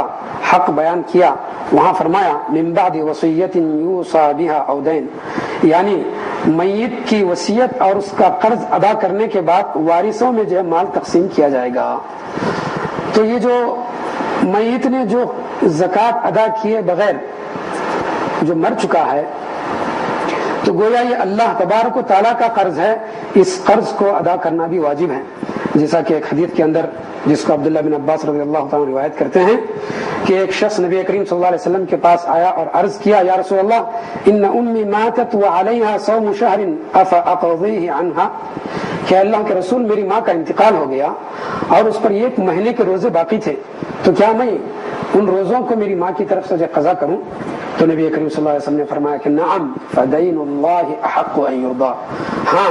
یہ اللہ تعالیٰ کا جو قرض ہے اس کو ادا کرنا یہ اللہ تعالیٰ کا قرض ہے، اس کی ادائیگی کا اللہ تبارک و تعالیٰ زیادہ حقدار ہے۔ تو لہٰذا جو آدمی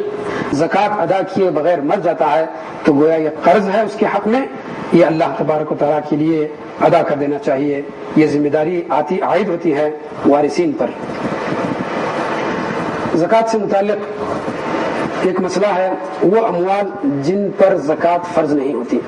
اب تک جو باتیں آپ کے سامنے ذکر کی گئی وہ اموال تھے جن پر جو ہے زکوٰۃ فرض ہوتی تھی اور زکوٰۃ کے جو ہے شروط آپ کے سامنے رکھے گئے۔ اب بات یہ ہے کہ وہ اموال جن پر جو ہے زکوٰۃ فرض نہیں ہوتی، جن میں زکوٰۃ جو ہے فرض نہیں ہوتی، سب سے پہلے وہ مال جو نصاب سے کم ہو، جو مال نصاب سے کم ہو اس میں جو زکوٰۃ فرض نہیں ہے، جیسا کہ جو ہے حدیث ذکر کی گئی لیس فیما دون 5 اوسق من التمر صدقہ، کہ جو ہے 5 وسق سے کم جو کھجور ہے اس میں جو زکوٰۃ فرض نہیں ہے۔ اسی طریقے سے ذاتی استعمال کی چیزیں جن پر زندگی کا دار و مدار ہے، مثلا رہائشی مکان، رہائش کے لیے جو گھر ہے، رہائش کے لیے جو پلاٹ ہے، فرنیچر ہے، استعمال کی جو گاڑیاں ہیں، ان ساری چیزوں میں جو ہے زکوٰۃ فرض نہیں ہے، اس لیے کہ یہ ذاتی استعمال کی جو چیزیں ہیں۔ اس کی دلیل یہ ہے کہ اللہ تبارک و تعالیٰ نے قرآن مجید کے اندر جو فرمایا وَيَسْأَلُونَكَ مَاذَا يُنْفِقُونَ قُلِ الْعَفْوُ،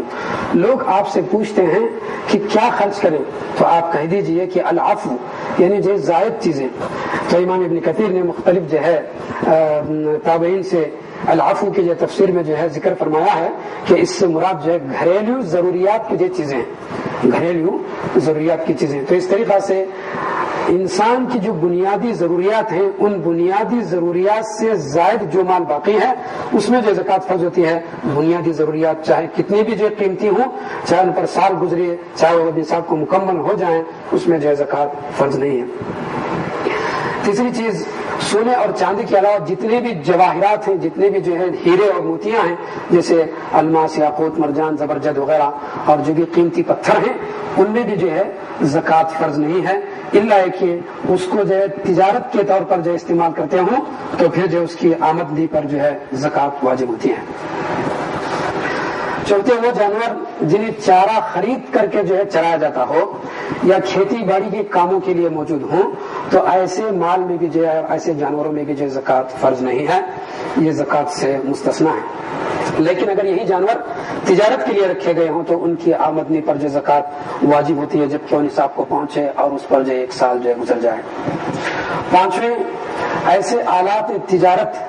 جنہیں نفع حاصل کرنے کے لیے استعمال کیا جاتا ہو تو ان میں بھی جو ہے زکوٰۃ نہیں ہے۔ مثلاً جو ہے کرائے کے مکان، کرائے کی گاڑیاں، فیکٹریوں اور کارخانوں کی زمینیں اور مشنریاں وغیرہ، یہ سب چونکہ تجارت کرنے کا ذریعہ ہیں اس لیے اس میں زکوٰۃ نہیں ہے، بلکہ اس سے جو بھی فائدہ آتا ہے اس کے اندر جو زکوٰۃ ہے۔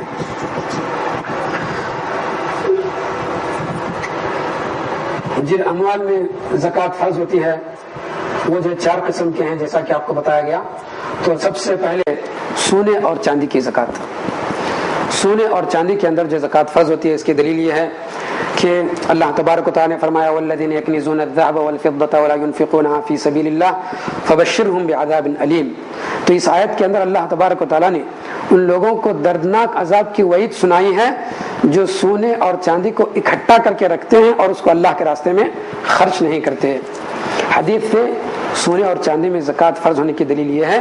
کہ ابو ہریرہ رضی اللہ تعالیٰ عنہ بیان کرتے ہیں کہ رسول اکرم صلی اللہ علیہ وسلم نے فرمایا ما من صاحب ذهب ولا فضة لا يؤدي منها حقها الا اذا كان يوم القيامة صفحت له صفائح من نار فأحمي عليها في نار جهنم فيكوى بها جنبه وجبينه وظهره رواه مسلم۔ تو اس آیت کے اندر سونے اور چاندی کی زکوٰۃ ادا نہ کرنے والوں کے لیے وعید سنائی گئی ہے کہ کل قیامت کے دن ان سونے اور چاندی کو ڈھال کر کے اس کی تختیاں بنائی جائیں گی اور جہنم میں اس کو گرم کر کے اس کے تختیوں کو، اس گرم تختیوں کے ذریعے سے زکوٰۃ نہ دینے والے کی پیشانی کو اور پیٹھ کو اور پہلو کو جو داغا جائے گا۔ تو اس وعید سے اس بات کی وضاحت ہوتی ہے کہ سونے اور چاندی کے اندر جو ہے زکوٰۃ جو ہے فرض ہے۔ سونے اور چاندی کی زکوٰۃ سے متعلق دوسرا مسئلہ اس کا نصاب ہے۔ تو سب سے پہلے سونے کا نصاب جیسا کہ حدیث کے اندر جو ہے 20 دینار یا 20 مثقال جو ہے وارد ہے، اور چاندی کا نصاب 5 وقیہ یا جو ہے 200 درہم ہے۔ تو 5 وقیہ اور 200 درہم دونوں جو ہے برابر ہیں۔ اس کی دلیل یہ ہے کہ علی رضی اللہ تعالیٰ عنہ سے روایت ہے کہ رسول اکرم صلی اللہ علیہ وسلم نے فرمایا لیس علیک شیء یعنی فی الذهب حتی یکون لک 20 دینارا رواہ ابو داؤد، کہ تم پر سونے میں کوئی زکوٰۃ نہیں ہے یہاں تک کہ تم 20 دینار کے مالک ہو جاؤ۔ تو 20 دینار سے کم میں جو زکوٰۃ نہیں ہے۔ ابو سعید خدری رضی اللہ تعالیٰ سے روایت ہے کہ رسول اکرم صلی اللہ علیہ وسلم نے چاندی سے متعلق فرمایا لیس فیما دون 5 اواق من الورق صدقہ رواہ البخاری و مسلم، کہ 5 اوقیہ یعنی 200 درہم سے کم میں جو ہے زکوٰۃ نہیں ہے۔ تو موجودہ وزن کے حساب سے 20 دینار یا 20 مثقال 85 گرام ہوتے ہیں۔ 20 دینار یا 20 گرام جو ہے 85 دینار کے برابر ہوتے ہیں، اور چاندی جو ہے 200 درہم یا 5 وقیہ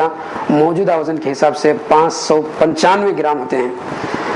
یہی جو ہے فیصلہ امام محمد بن صالح العثیمین نے اپنی کتاب مجالس شہر رمضان کے اندر جو ہے فرمایا ہے۔ لہذا جس کے پاس 85 گرام یا اس سے زائد سونا موجود ہے تو ان میں جو ہے زکوٰۃ فرض ہو جاتی ہے، اور اگر اس سے کم ہے تو اس میں جو ہے زکوٰۃ فرض نہیں ہوتی۔ اسی طریقہ سے جس کے پاس 595 گرام چاندی یا اس سے زائد چاندی ہے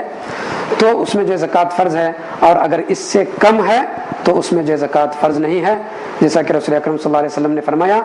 لیس فیما اقل من 20 مثقالا من ذهب ولا فیما اقل من 100 درہم صدقہ، کہ نبی کریم صلی اللہ علیہ وسلم نے فرمایا کہ 20 مثقال سے کم سونے کے اندر جو ہے زکوٰۃ نہیں ہے، اور اسی طریقہ سے 200 درہم سے کم کے اندر جو ہے صدقہ اور یعنی زکوٰۃ نہیں ہے۔ تو اس حدیث کو امام دارقطنی اور امام ابن حزم نے محلہ کے اندر جو ذکر فرمایا ہے۔ زکوٰۃ، سونے اور چاندی کی زکوٰۃ سے متعلق تیسرا مسئلہ یہ ہے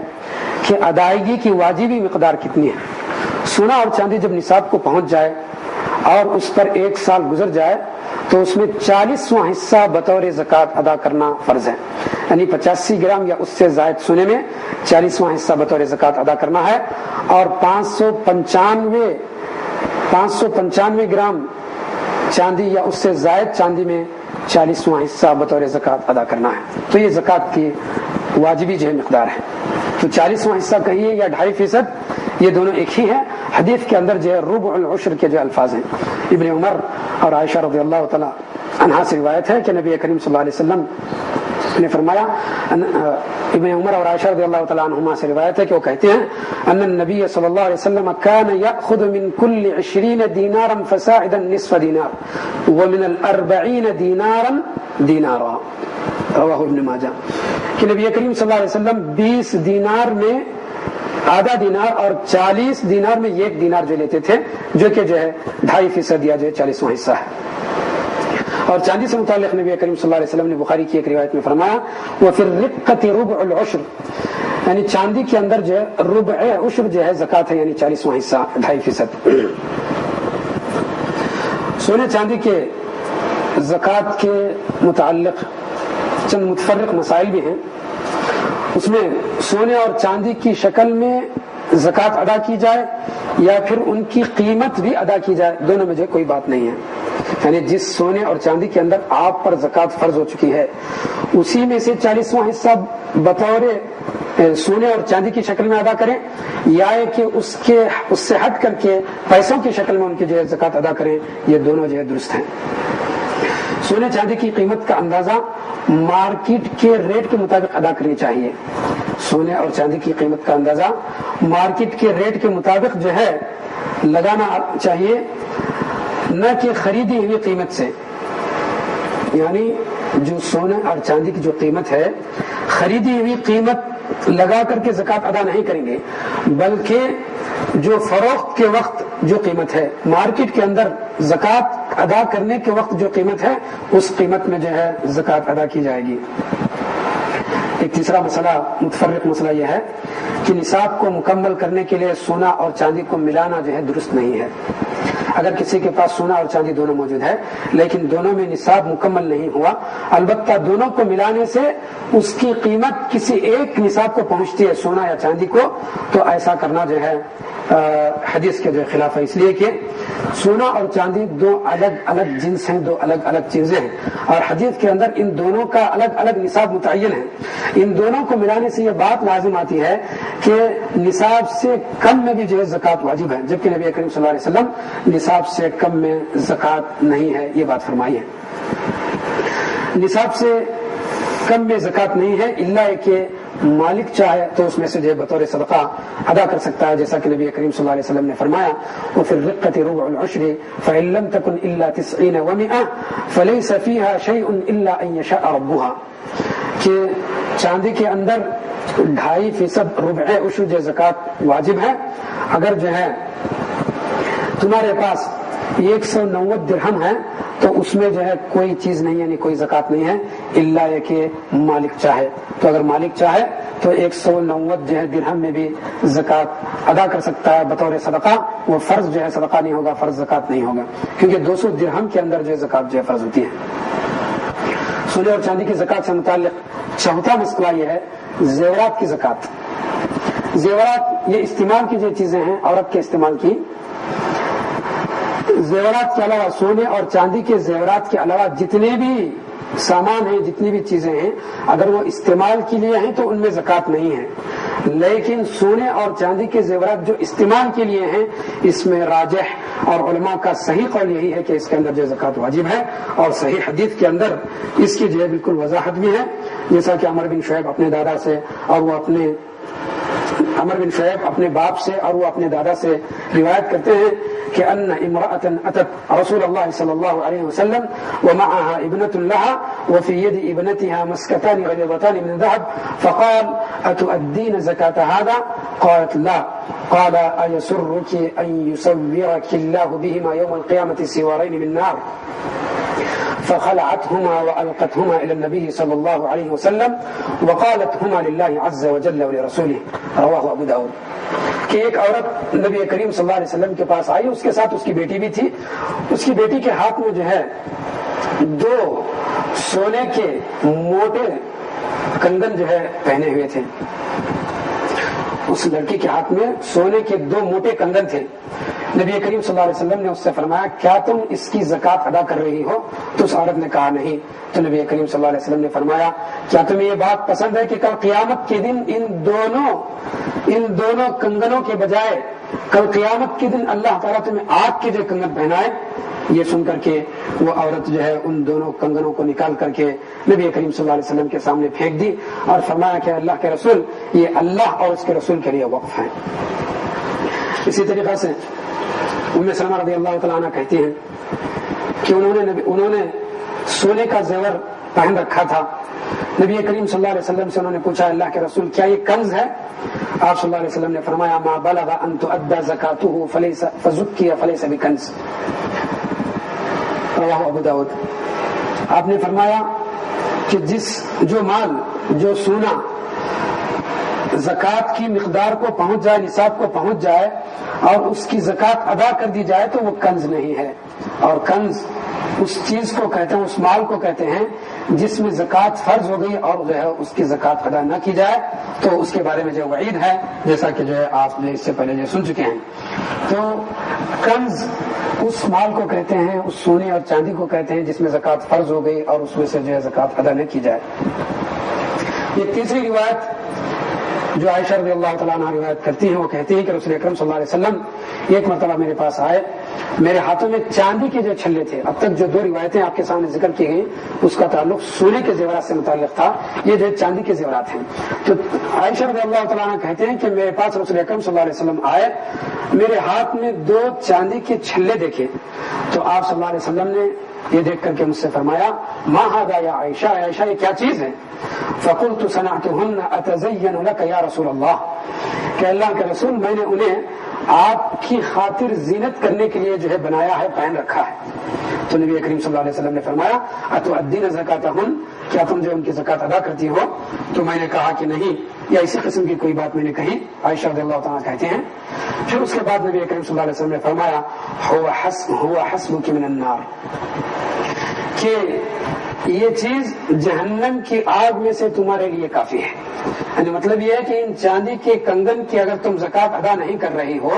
تو پھر جو ہے جہنم کی آگ جو تمہارے لیے کافی ہے. اس حدیث کو امام ابو داؤد نے کتاب الزکات میں باب الکنز کے اندر جو ہے ذکر فرمایا ہے. ان حدیث سے واضح ہو جاتا ہے کہ سونے اور چاندی کے جو بھی زیورات گرچہ وہ استعمال کے لیے ہیں ان میں جو ہے ضرور جو ہے زکات فرض ہوتی ہے.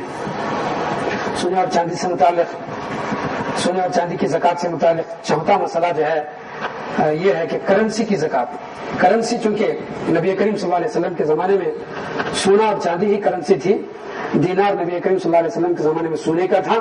اور جو ہے درہم چاندی کا تھا، اور یہی جو ہے بطور کرنسی نبی کریم صلی اللہ علیہ وسلم کے زمانے میں استعمال ہوتی تھی. اور موجودہ زمانے میں سونا چاندی کے بدلے کاغذی نوٹ استعمال ہوتے ہیں، لہذا موجودہ کرنسی کا نصاب بھی سونے چاندی کے نصاب کے برابر ہے. یعنی 85 گرام سونا یا 595 گرام چاندی، 85 گرام سونا یا 595 گرام چاندی، دونوں میں سے کسی ایک کی قیمت کے برابر کرنسی اگر کسی کے پاس موجود ہے تو وہی اس کا جو نصاب ہے.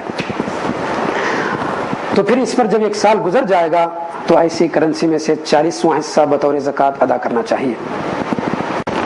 یہاں یہ بات بھی واضح ہو جانی چاہیے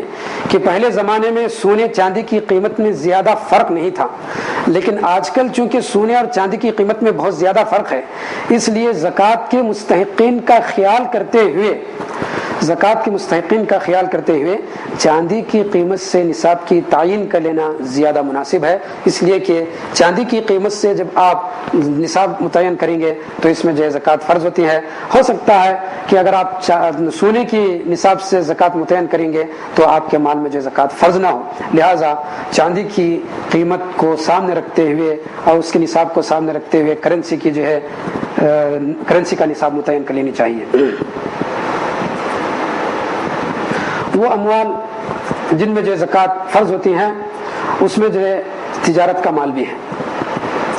مال تجارت کی زکات یا بزنس کا جو بھی مال ہے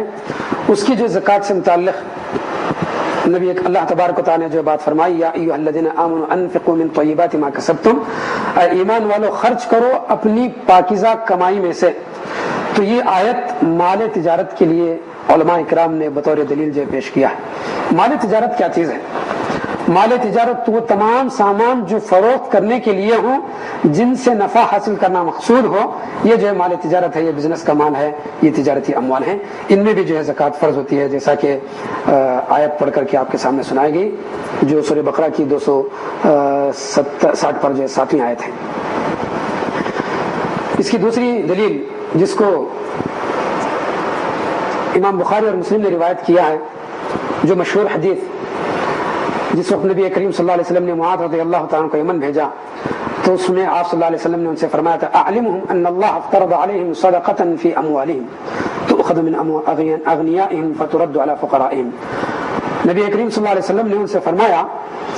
کہ تم ان لوگوں کو یعنی یمن والوں کو بتا دو کہ اللہ تبارک و تعالیٰ نے ان کے مالوں میں زکوٰۃ فرض کی ہے. تو یہاں مال ایک عام کلمہ ہے، ایک عام لفظ ہے جس کے اندر تجارتی مال بھی جو ہے شامل ہے، لہذا اس میں جو ہے زکوٰۃ واجب ہوتی ہے. امام ابن تیمیہ رحمہ اللہ تعالیٰ نے چاروں ائمہ اور ساری امت کا اتفاق اس بارے میں ذکر فرمایا ہے. وہ کہتے ہیں کہ چاروں ائمہ اور ساری امت کے اہل علم کا اتفاق ہے کہ سامان تجارت میں زکوٰۃ واجب ہے. سامان تجارت سے متعلق ایک دوسرا مسئلہ یہ ہے کہ مال تجارت میں زکوٰۃ واجب ہونے کی شروط کیا ہے. مال تجارت میں زکوٰۃ واجب ہونے کی پہلی شرط یہ ہے کہ مال کی قیمت نصاب کو پہنچنی چاہیے، اور دوسری شرط یہ ہے کہ مال پر 1 ہجری سال گزرنا چاہیے. مال تجارت سے متعلق تیسرا مسئلہ، تجارتی مال کا نصاب اور اس کی ادائیگی کی مقدار کیا ہے. تجارتی مال کا نصاب وہی ہے جو سونے اور چاندی کا نصاب ہے، یعنی تجارتی مال کی قیمت 85 گرام سونا یا 595 گرام چاندی کے برابر اگر ہو جائے یا اس سے زائد ہو جائے تو اس میں سے جو ہے 40واں حصہ بطور زکوٰۃ ادا کر دیا جائے گا. ابن حجر رحمہ اللہ نے تجارتی اموال میں 40واں حصہ زکوٰۃ نکالنے سے متعلق بہت سے آثار نقل جو فرمائے ہیں، جن میں سے ایک حدیث یا ایک روایت یا ایک اثر زیاد بن حدیر نے بیان کیا ہے کہ مجھے عمر رضی اللہ تعالیٰ عنہ نے مسلمانوں کے اموال سے زکوٰۃ وصول کرنے کے لیے روانہ فرمایا اور مجھے حکم فرمایا کہ میں مال تجارت میں سے 40واں حصہ زکوٰۃ وصول کروں. تو عمر رضی اللہ تعالیٰ عنہ کے زمانے میں زیاد بن حدیر جو ہے مال تجارت میں 40واں حصہ بطور زکوٰۃ لوگوں سے وصول کیا کرتے تھے عمر رضی اللہ تعالیٰ عنہ کے حکم سے. مال تجارت کی زکوٰۃ سے متعلق ایک چوتھا مسئلہ یہ ہے کہ مال تجارت سے زکوٰۃ ادا کرنے کا طریقہ کیا ہے. جو تجارتی مال نصاب کو پہنچ چکا ہے، سال کے آخر میں اس کی قیمت لگائیں گے، اس کے ساتھ سال بھر جو کچھ نفع حاصل ہوا ہے اس کو بھی اصل مال کے ساتھ ملا کر کے اس میں سے جو ہے 40واں حصہ بطور زکوٰۃ ادا کی جائے گی. اس میں جو ہے 5واں مسئلہ یہ ہے کہ سامان تجارت کی قیمت متعین کرنے میں خریدی ہوئی قیمت کا اعتبار نہیں ہوگا، بلکہ سال کے آخر میں ان سامان کی مارکیٹ کے اندر جو قیمت ہے، مارکیٹ کے اندر جو قیمت چل رہی ہے اسی کا اعتبار کرنا ہوگا، کیونکہ قیمتوں میں اونچ نیچ جو ہے ہوتا رہتا ہے. اس سلسلے میں ایک چھٹا مسئلہ یہ ہے کہ سال کے شروع اور آخر میں مال تجارت کا نصاب اگر مکمل ہے تو پھر جو ہے دوران سال اگر نصاب کم ہو جائے تو اس کا اعتبار نہیں ہوگا. لہذا سال کے آخر میں اور سال کے شروع میں جب نصاب برابر ہے تو اس میں سے جو ہے برابر زکوٰۃ ادا کرنی چاہیے، کیونکہ مال تجارت جو کچھ بیچنے کے لیے لوگوں کے سامنے پیش کیا جاتا ہے، تاجر اس مال کو نہیں چاہتا بلکہ اس مال سے آنے والا جو فائدہ ہے وہ فائدہ جو ہے تاجر کو جو مقصود ہوتا ہے. اسی لیے جو ہے سال کے آخر میں اور سال کے شروع میں جب نصاب مکمل ہے اور دوران سال اگر نصاب یا مال کی قیمت میں اگر کمی بھی ہو جائے تو اس کا اعتبار نہیں کیا جائے گا. اس سلسلے میں ایک ساتواں مسئلہ یہ ہے کہ دوران سال حاصل ہونے والے نفع پر سال گزرنے کی جو شرط نہیں ہے، کیونکہ وہ اسی مال کا حصہ اور اسی مال کا نتیجہ ہے، لہذا زکوٰۃ کی ادائیگی کے وقت اصلی مال کے ساتھ اس فائدے کو بھی جوڑا جائے گا، جیسا کہ سفیان بن عبداللہ ثقفی بیان کرتے ہیں کہ ان عمر بن الخطاب قال تعد علیہم بالسخلہ یحملها الراعی ولا تأخذها، کہ عمر بن خطاب رضی اللہ تعالیٰ نے فرمایا کہ زکوٰۃ کے جانوروں میں سے اس بچے کو بھی شمار کیا جائے گا جسے چرواہا اٹھا کر کے پھرتا ہے، لیکن اسے بطور زکوٰۃ وصول نہیں کیا جائے گا۔ تو ظاہر بات ہے جو بچہ پیدا ہوا ہے وہ تو چھوٹا ہے، لیکن اس پر سال بھی گزرا نہیں، اس کے باوجود بھی عمر رضی اللہ تعالیٰ عنہ نے اس کو بڑے جانوروں کے ساتھ جن پر سال گزر چکا ہے ان کے ساتھ ملا کر کے زکوٰۃ ادا کرنے کا حکم فرمایا۔ تو اس طریقہ سے تجارتی اموال میں دوران سال جو بھی نفع حاصل ہوتا ہے اس میں سال گزرنے کی شرط نہیں ہے، بلکہ اس کو اصلی مال کے ساتھ ملا کر کے زکوٰۃ ادا کی جائے گی۔ اس میں ایک آٹھواں مسئلہ یہ ہے کہ اگر کسی نے فروخت کرنے کی نیت سے کوئی چیز خریدا ہے، پھر دوران سال اس کی نیت بدل گئی اور اس کو اپنی ذاتی استعمال کے لیے رکھ لیا تو اس میں جو زکوٰۃ نہیں ہے۔ اسی طریقہ سے اگر کوئی شخص ذاتی استعمال کے لیے کوئی چیز خرید لیا اور وہ چیز جو ہے قیمتی تھی، نصاب کو پہنچتی تھی، پھر اس کے بعد اس کو جو ہے تجارت کے لیے فروخت کرنے کے لیے رکھ لیا، تو ایسی صورت میں وہاں سے سال کا اعتبار ہوگا اور جیسے ہی سال ختم ہو جائے گا تو اس میں جو ہے زکوٰۃ ادا کرنا فرض ہے اور ضروری ہے۔ تجارتی اموال سے متعلق ایک جو ہے نواں مسئلہ یہ ہے، جو بھی زمین یا پلاٹ وغیرہ تجارت کے لیے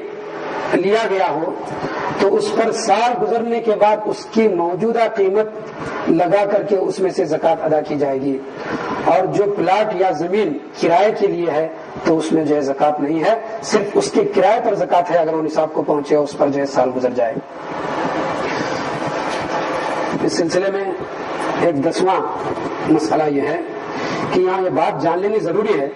تجارتی سامان کا سال سامان کی خریداری کے وقت سے نہیں بلکہ جن پیسوں سے یہ سامان خریدا گیا ہے اس کا نصاب پورا ہونے کے وقت سے ہی شروع ہو جائے گا۔ اس بنا پر اس تجارتی سامان کا سال ان پیسوں کا سال ہی ہے جن سے یہ سامان خریدا گیا ہے،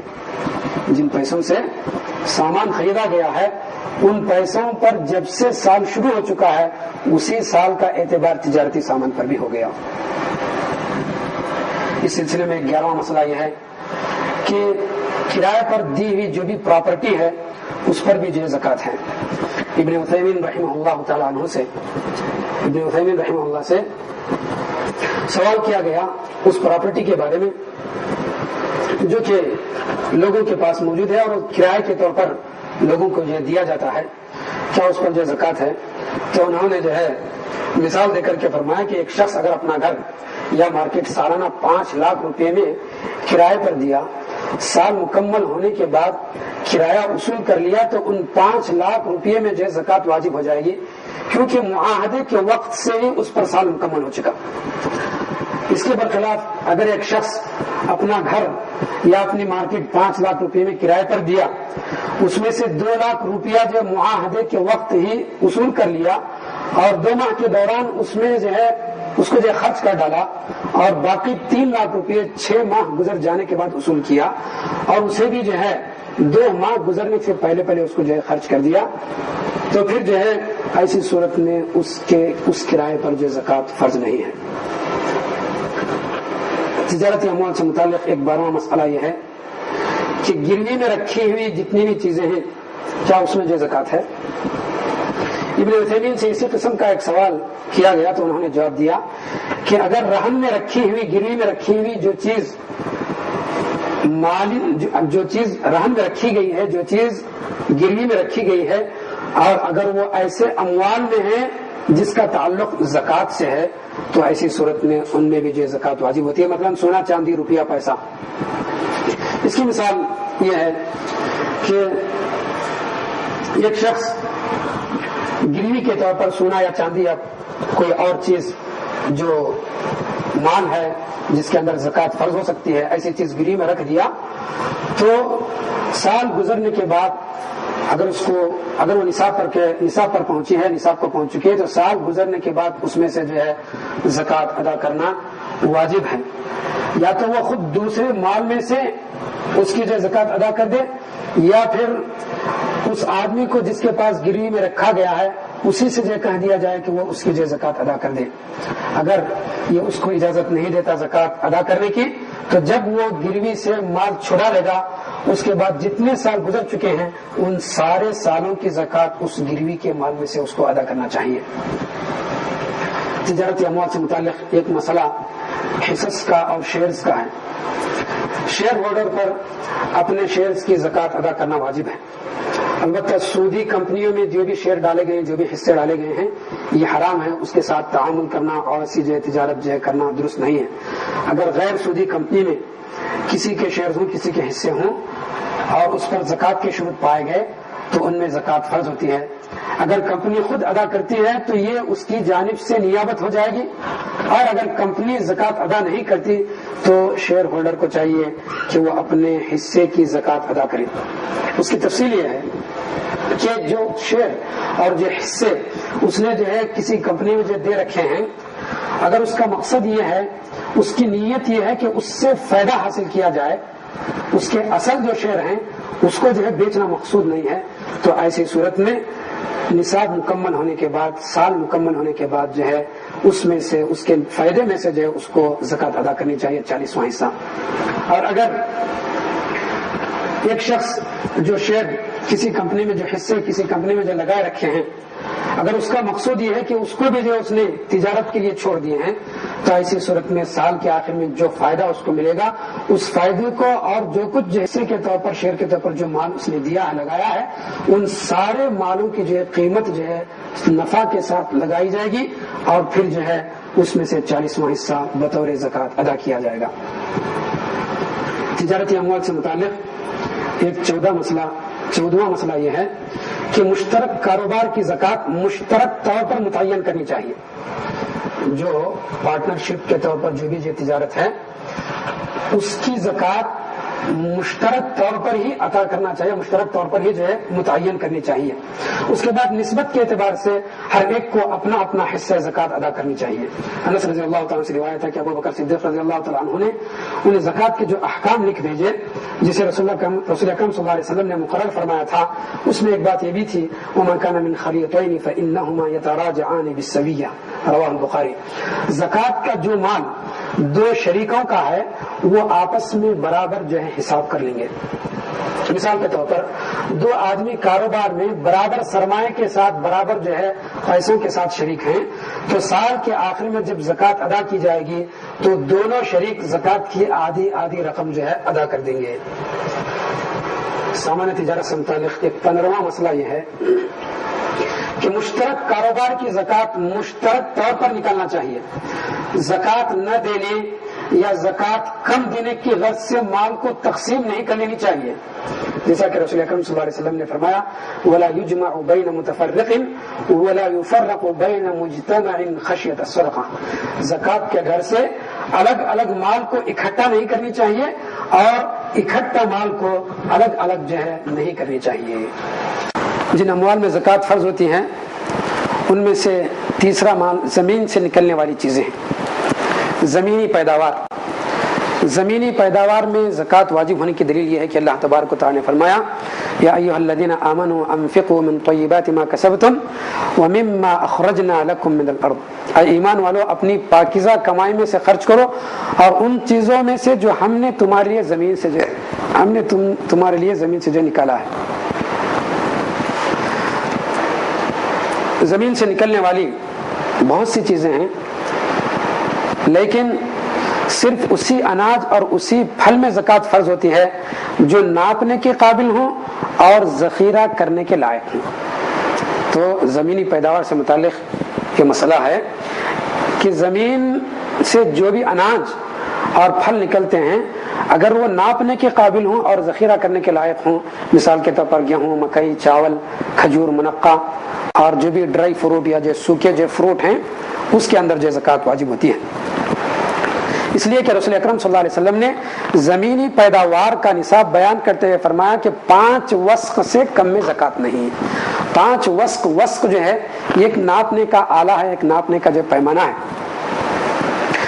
لہذا نبی کریم صلی اللہ علیہ وسلم نے وسق کا ناپنے کا اعتبار کیا ہے۔ دوسری شرط جو ذخیرے کی جو شرط ہے وہ اس لیے لگائی گئی ہے کہ ایسی چیزوں کا فائدہ دیر پا ہوتا ہے اور وہ بنیادی غذا کے اندر جو ہے شامل ہوتی ہے اور اس کی ضرورت دائمی ہوتی ہے، لہٰذا زکوٰۃ کو واجب کرنے کے لیے یہ ایک مناسب وجہ ہے۔ جمہور اہل علم کا یہی موقف ہے، جیسا کہ ابن تیمیہ رحمہ اللہ نے اسی کو جو راجح قرار دیا ہے۔ زمینی پیداوار سے متعلق تیسرا مسئلہ یہ ہے کہ زمینی پیداوار میں زکوٰۃ واجب ہونے کے شروط کیا ہیں۔ اناج جب پختہ ہو جائے اور پھل جب جو ہے کھانے کے لائق ہو جائیں تو ان میں زکوٰۃ فرض ہوتی ہے، لہذا جس وقت جو ہے فصل کاٹی جائے اسی وقت اس کی زکوٰۃ ادا کر دینی چاہیے، اس میں سال گزرنے کی جو ہے شرط نہیں۔ اللہ تبارک و تعالیٰ نے فرمایا وَآتُوا حَقَّهُ يَوْمَ حَصَادِهِ، جس وقت اپنے کھیت کی فصل تم کاٹ لو گے اس وقت اس کا حق جو ہے ادا کر دو، تو اس کا حق یعنی جو زکوٰۃ ہے۔ زمینی پیداوار سے متعلق چوتھا مسئلہ زمینی پیداوار کا نصاب ہے۔ 5 وسق، زمینی پیداوار کا نصاب 5 وسق ہے۔ رسول اکرم صلی اللہ علیہ وسلم نے فرمایا لیس فیما دون 5 اوسق من حب صدقہ ولیس فیما دون 5 اوسق من الثمر صدقہ، رواه البخاری، کہ 5 وسق سے کم دانہ یعنی اناج میں زکوٰۃ نہیں ہے اور 5 وسق سے کم پھل میں جو ہے زکوٰۃ نہیں ہے۔ تو وسق جو ایک پیمانہ ہے جو 60 سا کا ہوتا ہے، ایک سا 4 مد کا اور ایک مد ایک معتدل آدمی کے دونوں ہتھیلیوں کے برابر ہوتا ہے۔ اس طریقہ سے 5 وسق کے 360 سا ہوتے ہیں جو موجودہ وزن کے حساب سے تقریباً 612 کلو بنتے ہیں۔ تو لہذا زمینی پیداوار کا نصاب 612 کلو ہے موجودہ وزن کے حساب سے۔ جس کھیت کے اندر یا جس باغ کے اندر یا جس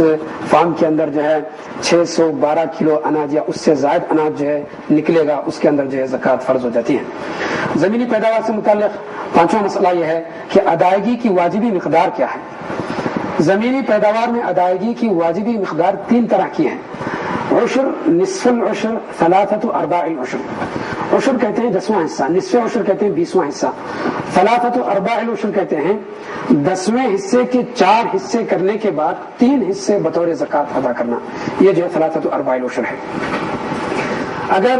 فصل کو قدرتی ذرائع سے بغیر کسی مشقت کے سیراب کیا جاتا ہے، سینچا جاتا ہے، مثال کے طور پر بارش کے پانی سے، چشموں کے پانی سے، ندی نالے کے پانی سے بغیر مشقت کے جو اگر سیراب کیا جاتا ہے تو اس میں عشر یعنی 10واں حصہ زکوٰۃ ادا کرنا ہے۔ اور اگر مصنوعی ذرائع سے مشقت کے ساتھ یا پیسے خرچ کر کے پانی خرید کر کے جو ہے سیراب کیا جاتا ہے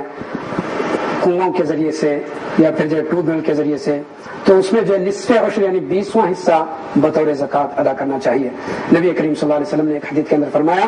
فیما سقطت السماء والانہار والعیون او کان بعل العشر وفیما سقی بالسوان او النضح نصف العشر، کہ جو فصل بارش، نہریں، چشمے یا زمین کی نمی اور تری سے سیراب ہوتی ہیں تو اس میں 10واں حصہ ہے، اور جو فصل راہٹ یا کنویں وغیرہ کے ذریعے سیراب ہوتی ہے تو اس میں جو 20واں حصہ بطور زکوٰۃ ادا کرنا چاہیے۔ اگر سال کا کچھ حصہ قدرتی ذرائع کے ذریعے سے اور کچھ حصہ مصنوعی ذرائع سے اگر جو ہے سیراب کیا جاتا ہے تو اس میں ثلاثۃ ارباع العشر جو ادا کرنا ہے، یعنی 10ویں حصے کا 3/4 حصہ، 10ویں حصے کو 4 حصوں میں تقسیم کرنے کے بعد اس میں سے 3 حصے بطور زکوٰۃ ادا کر دی جائے گی۔ زمینی جو بھی چیزیں ہیں اس میں سے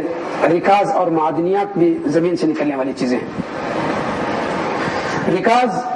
جاہلیت کا ایک خزانہ ہے، ریکاز کہتے ہیں جاہلیت کا مدفون خزانہ، چاہے وہ سونا ہو یا چاندی یا کوئی اور دوسرا مال ہو، بغیر محنت کے جو بھی حاصل ہوتا ہے اس کو جو ریکاز کہتے ہیں۔ اس میں 5واں حصہ مسلمانوں کے رفاہی کاموں میں خرچ کرنا چاہیے، اس میں نصاب اور سال گزرنے کی کوئی شرط نہیں ہے۔ رسول اکرم صلی اللہ علیہ وسلم نے فرمایا وفی الرکاز الخمس، ریکاز کے اندر جو ہے 5واں حصہ ہے۔ زمین سے جو چیز نکلتی ہے اس کے اندر جو ہے معدنیات بھی شامل ہیں۔ معدنیات یعنی زمین کی کان، جو بھی قیمتی چیز زمین سے نکلے وہ 2 قسم کے ہیں، ایک بہنے والی جیسے کہ جو پیٹرول اور گیس وغیرہ ہے، اور دوسرے جو جامد اور ٹھوس چیزیں جیسے سونا، چاندی، لوہا، تانبا اور سیسا، سرما، الماس، کوئلہ وغیرہ، تو ان ساری چیزوں میں بھی زکوٰۃ ہے۔ اللہ تبارک تعالیٰ نے فرمایا کہ وَأَنفِقُوا مِن طَيِّبَاتِ مَا كَسَبْتُمْ وَمِمَّا أَخْرَجْنَا لَكُم مِّنَ الْأَرْضِ، کہ خرچ کرو اس چیز میں سے، ان پاک چیزوں میں سے جو تم نے جو کمایا ہے، اور ان چیزوں میں سے جو ہم نے تمہارے لیے زمین سے نکالا ہے۔ تو اللہ نے جو چیزیں زمین سے نکالی ہیں اس کے اندر جو معدنیات بھی جو داخل ہیں۔ البتہ جو چیزیں ٹھوس ہیں، جامد ہیں، ان کے اندر 40واں حصہ بطور زکوٰۃ جو ہے ادا کرنا چاہیے۔ اور پھر جو ہے جو چیزیں بہنے والی ہیں جیسے پیٹرول وغیرہ، اگر یہ کسی کمپنی کی شخصی ملکیت ہیں تو ایسی صورت میں اس میں سے جو ہے زکوٰۃ 40واں حصہ واجب ہے۔ اس کے برخلاف اگر وہ کسی حکومت کی ملکیت ہے تو ایسی صورت میں حکومت، اسلامی حکومت اس کو عام مسلمانوں کے مصلحتوں میں خرچ کرتی ہے، اس لیے اس کے اندر جو ہے زکوٰۃ واجب نہیں ہے۔ جن اموال میں زکوٰۃ فرض ہوتی ہے ان میں سے جانور بھی ہیں۔ تو جانوروں میں جو زکوٰۃ کے مسائل ہیں ان میں سب سے پہلا مسئلہ یہ ہے کہ وہ جانور جن میں زکوٰۃ فرض ہوتی ہے وہ 3 قسم کے ہیں، جیسے اونٹ، گائے اور بکری، اور اس کے علاوہ جو بھی اس کے حکم میں ہیں اس کے اندر بھی جو ہے زکوٰۃ واجب ہوتی ہے، مثال کے طور پر بھینس ہے اور مینڈے وغیرہ۔ دوسرا مسئلہ ہے جانوروں میں زکوٰۃ فرض ہونے کے شرائط کیا ہیں۔ جانوروں میں زکوٰۃ فرض ہونے کی پہلی شرط یہ ہے کہ جو جانور دودھ اور افزائش نسل کے لیے جو ہے پالے گئے ہوں تو ان میں جو زکوٰۃ ہے، اگر کھیتی کے کاموں کے لیے ہوں تو ان میں جو زکوٰۃ نہیں ہے۔ دوسری شرط یہ ہے کہ جانور سائمہ ہوں، سائمہ سے مراد عام جنگلوں سے چرنے والے ہوں، قدرتی چارہ جو ہے زمین پر اگا ہوا ہے جس پر کسی کی کوئی ملکیت نہیں ہے، ایسے چارہ اگر چرتے ہیں تو پھر جو ہے اس پر زکوٰۃ واجب ہے۔ اگر انہیں مخصوص چراہ گاہ سے جو چرایا جاتا ہے یا چارہ خرید کر کے جو ہے جانوروں کو کھلایا جاتا ہے تو اس میں جو زکوٰۃ واجب نہیں ہے۔ تیسری شرط جانوروں کی تعداد نصاب کو پہنچنی چاہیے، اور چوتھی شرط جو ہے یہ ہے کہ جانوروں پر 1 سال جو ہے گزرنی چاہیے۔ جانوروں کی زکوٰۃ سے متعلق تیسرا مسئلہ یہ ہے کہ جانوروں کا نصاب کیا ہے۔ جانوروں کے نصاب کی بہت بڑی تفصیل احادیث کے اندر موجود ہے، لیکن ہم یہاں پر جو ہے صرف جو کم سے کم نصاب ہے اس کو ذکر کرتے ہوئے آگے بڑھتے ہیں کہ جانوروں میں اونٹ اگر 5 اونٹ ہوں تو اس کے اندر زکوٰۃ ہے، اس سے کم میں جو زکوٰۃ نہیں ہے۔ گائے اگر 30 ہیں تو اس کے اندر زکوٰۃ ہے، اس سے کم میں جو ہے زکوٰۃ نہیں ہے۔ اگر بکریاں 40 کی تعداد کو پہنچتی ہیں تو اس کے اندر زکوٰۃ ہے، اس سے کم میں جو ہے زکوٰۃ نہیں ہے۔ جانوروں کی زکوٰۃ سے متعلق چوتھا مسئلہ ڈیری فارم کے جو جانور ہیں ان جانوروں کو اگر تجارت کے لیے پالا گیا ہے تو اس کی آمدنی پر زکوٰۃ ہے، ان جانوروں کے اندر جو زکوٰۃ نہیں ہے۔ یہ سارے مسائل زکوٰۃ سے متعلق تھے، زکوٰۃ کے اموال سے متعلق تھے۔ زکوٰۃ سے متعلق اب صدقہ فطر کا مسئلہ ہے۔ صدقہ فطر بھی ایک قسم کا جو ہے صدقہ، ایک قسم کا جو ہے زکوٰۃ ہے جو رمضان کے اندر جو ہے ادا کیا جاتا ہے۔ صدقہ فطر سے مراد صدقہ فطر اس غلے کو کہتے ہیں جو رمضان کے روزے ختم ہونے کے بعد نماز عید سے پہلے ادا کیا جاتا ہے۔ صدقہ فطر سے متعلق دوسرا مسئلہ یہ ہے کہ صدقہ فطر کا حکم کیا ہے۔ یہ ہر مسلمان پر واجب ہے، جیسا کہ ابن عمر رضی اللہ تعالیٰ عنہ بیان کرتے ہیں کہ فرض رسول اللہ صلی اللہ علیہ وسلم زکوٰۃ الفطر من رمضان، رواہ البخاری و مسلم۔ رسول اکرم صلی اللہ علیہ وسلم نے رمضان کی زکوٰۃ الفطر فرض فرمائی ہے۔ زکوٰۃ الفطر سے متعلق تیسرا مسئلہ یہ ہے کہ زکوٰۃ الفطر کن لوگوں پر جو واجب ہے، جیسا کہ اس کی دلیل یہ ہے کہ ابن عمر رضی اللہ تعالیٰ عنہ بیان کرتے ہیں کہ فرض رسول اللہ صلی اللہ علیہ وسلم زکوٰۃ الفطر صاع من تمر او صاع من شعیر علی العبد والحر والذکر والانثى والصغیر والکبیر من المسلمین وامر بها ان تؤدى قبل خروج الناس الى الصلاة، رواه البخاری و مسلم۔ رسول اکرم صلی اللہ علیہ وسلم نے زکوٰۃ الفطر 1 سا کھجور میں سے یا 1 سا جو میں سے جو فرض فرمایا ہے، مسلمانوں کے غلام اور آزاد پر، مرد اور عورت پر، بچے اور بوڑھے پر، اور نماز کے لیے عیدگاہ جانے سے پہلے اسے ادا کرنے کا حکم دیا۔ صدقۃ الفطر سے متعلق چوتھا مسئلہ یہ ہے کہ ماں کے پیٹ میں جو بچہ موجود ہے اس میں جو زکوٰۃ، اس کی طرف سے جو زکوٰۃ نکالنا چاہیے یا نہیں۔ اس سے متعلق صحیح بات یہ ہے کہ اس میں تو اس کی طرف سے تو زکات الفطر واجب نہیں، البتہ مستحب ہے. اسی لیے عثمان رضی اللہ تعالی عنہ اس بچے کی طرف سے جو ماں کے پیٹ میں ہے زکات الفطر جو نکالا کرتے تھے. زکات الفطر سے متعلق پانچواں مسئلہ یہ ہے کہ زکات الفطر واجب ہونے کے لیے نصاب کا مالک ہونا چاہیے یا نہیں. صحیح بات یہ ہے کہ زکات الفطر واجب ہونے کے لیے نصاب کا مالک ہونا ضروری نہیں ہے، بلکہ جو شخص اپنے اور اپنے اہل و عیال کے لیے عید کے دن سے زائد 1 سا غلے کا مالک ہو گیا تو پھر جو ہے اس پر زکات الفطر جو واجب ہے. کیونکہ جو شخص عید کے دن اپنی خوراک سے زائد اناج کا مالک نہیں تو وہ جو ہے فقیر ہے، مسکین ہے، وہ خود جو زکات الفطر کا مستحق ہے. زکات الفطر سے متعلق چھٹا مسئلہ یہ ہے زکات الفطر واجب ہونے کا وقت کیا ہے. زکات الفطر یا صدقۃ الفطر کے کلمات کے اندر ہی اس کا وقت اور اس کا سبب جو ہے ذکر کر دیا گیا ہے. اس کا سبب اور وقت جو ہے یہ ہے کہ زکات الفطر یعنی وہ زکات جو روزے ختم ہونے کی وجہ سے، روزے ختم ہونے کے سبب سے دیا جاتا ہے، یا وہ زکات جو روزے ختم ہونے کے وقت ادا کیا جاتا ہے. یہ بہت ہی اہم بات ہے، اس کی طرف توجہ دینے کی ضرورت ہے کہ وہ زکات جو روزے ختم ہونے کی وجہ سے دیا جاتا ہے یا وہ زکات جو روزے ختم ہونے کے وقت جو ہے ادا کی جاتی ہے. اس طریقہ سے زکات الفطر کا وقت رمضان کے آخری دن سورج غروب ہونے کے بعد سے شروع ہو جاتا ہے. لہذا اگر کوئی بچہ سورج غروب ہونے سے پہلے پیدا ہو گیا تو اس کی جانب سے بھی زکات الفطر واجب ہے، اور اگر کوئی شخص سورج غروب ہونے سے پہلے مر گیا تو اس کی جانب سے زکات الفطر واجب نہیں، کیونکہ اس نے واجب ہونے کے وقت کو نہیں پایا. اسی طریقہ سے اگر کوئی بچہ سورج غروب ہونے کے بعد پیدا ہوا تو اس کی جانب سے زکات الفطر واجب نہیں ہے، اور اگر کوئی شخص سورج غروب ہونے کے بعد انتقال کر گیا تو اس کی جانب سے زکات الفطر واجب ہے، کیونکہ اس نے واجب ہونے کے وقت کو جو پا لیا. یہ ساری تفصیلات علامہ ابن عثیمین نے اپنے فتاوی کے اندر جو ذکر فرمائی ہے. زکات الفطر سے متعلق ساتواں مسئلہ یہ ہے کہ زکات الفطر ادا کرنے کا وقت کیا ہے. عید کے دن عیدگاہ جانے سے پہلے زکات الفطر ادا کرنا چاہیے. ابن عمر رضی اللہ تعالیٰ کہتے ہیں ان النبی صلی اللہ علیہ وسلم امر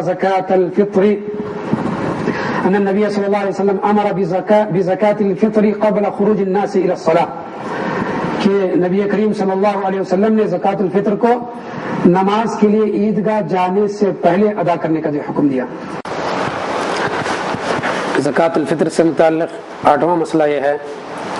کہ ضرورت کے تحت عید سے 1 دن یا 2 دن پہلے ادا کرنا جائز ہے. اس کی دلیل یہ ہے کہ نافع مولا ابن عمر رحمہ اللہ تعالی عنہ کہتے ہیں کہ وکان ابن عمر رضی اللہ تعالی عنہما يعطيها الذين يقبلونها وكانوا يعطون قبل الفطر بيوم او يومين. یعنی ابن عمر رضی اللہ تعالی عنہ زکات الفطر ان لوگوں کو دیتے تھے جو قبول کرتے تھے، اور صحابہ کرام عید سے 1 دن یا 2 دن پہلے زکات الفطر ادا کرتے تھے. بخاری نے اس روایت کو روایت کیا ہے. خلاصہ کلام یہ ہوا کہ زکات الفطر کے 2 وقت ہیں. ایک افضل وقت جو عید کے دن عید سے پہلے ہے، دوسرا جائز وقت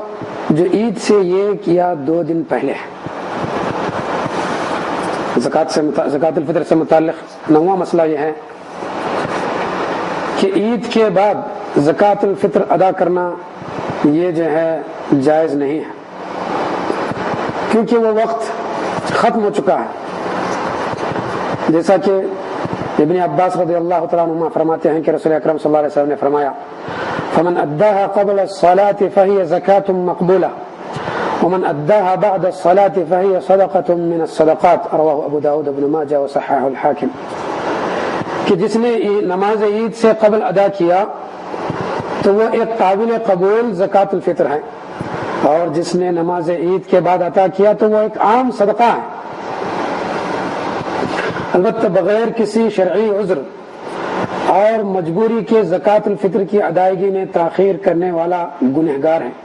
اس کو چاہیے کہ وہ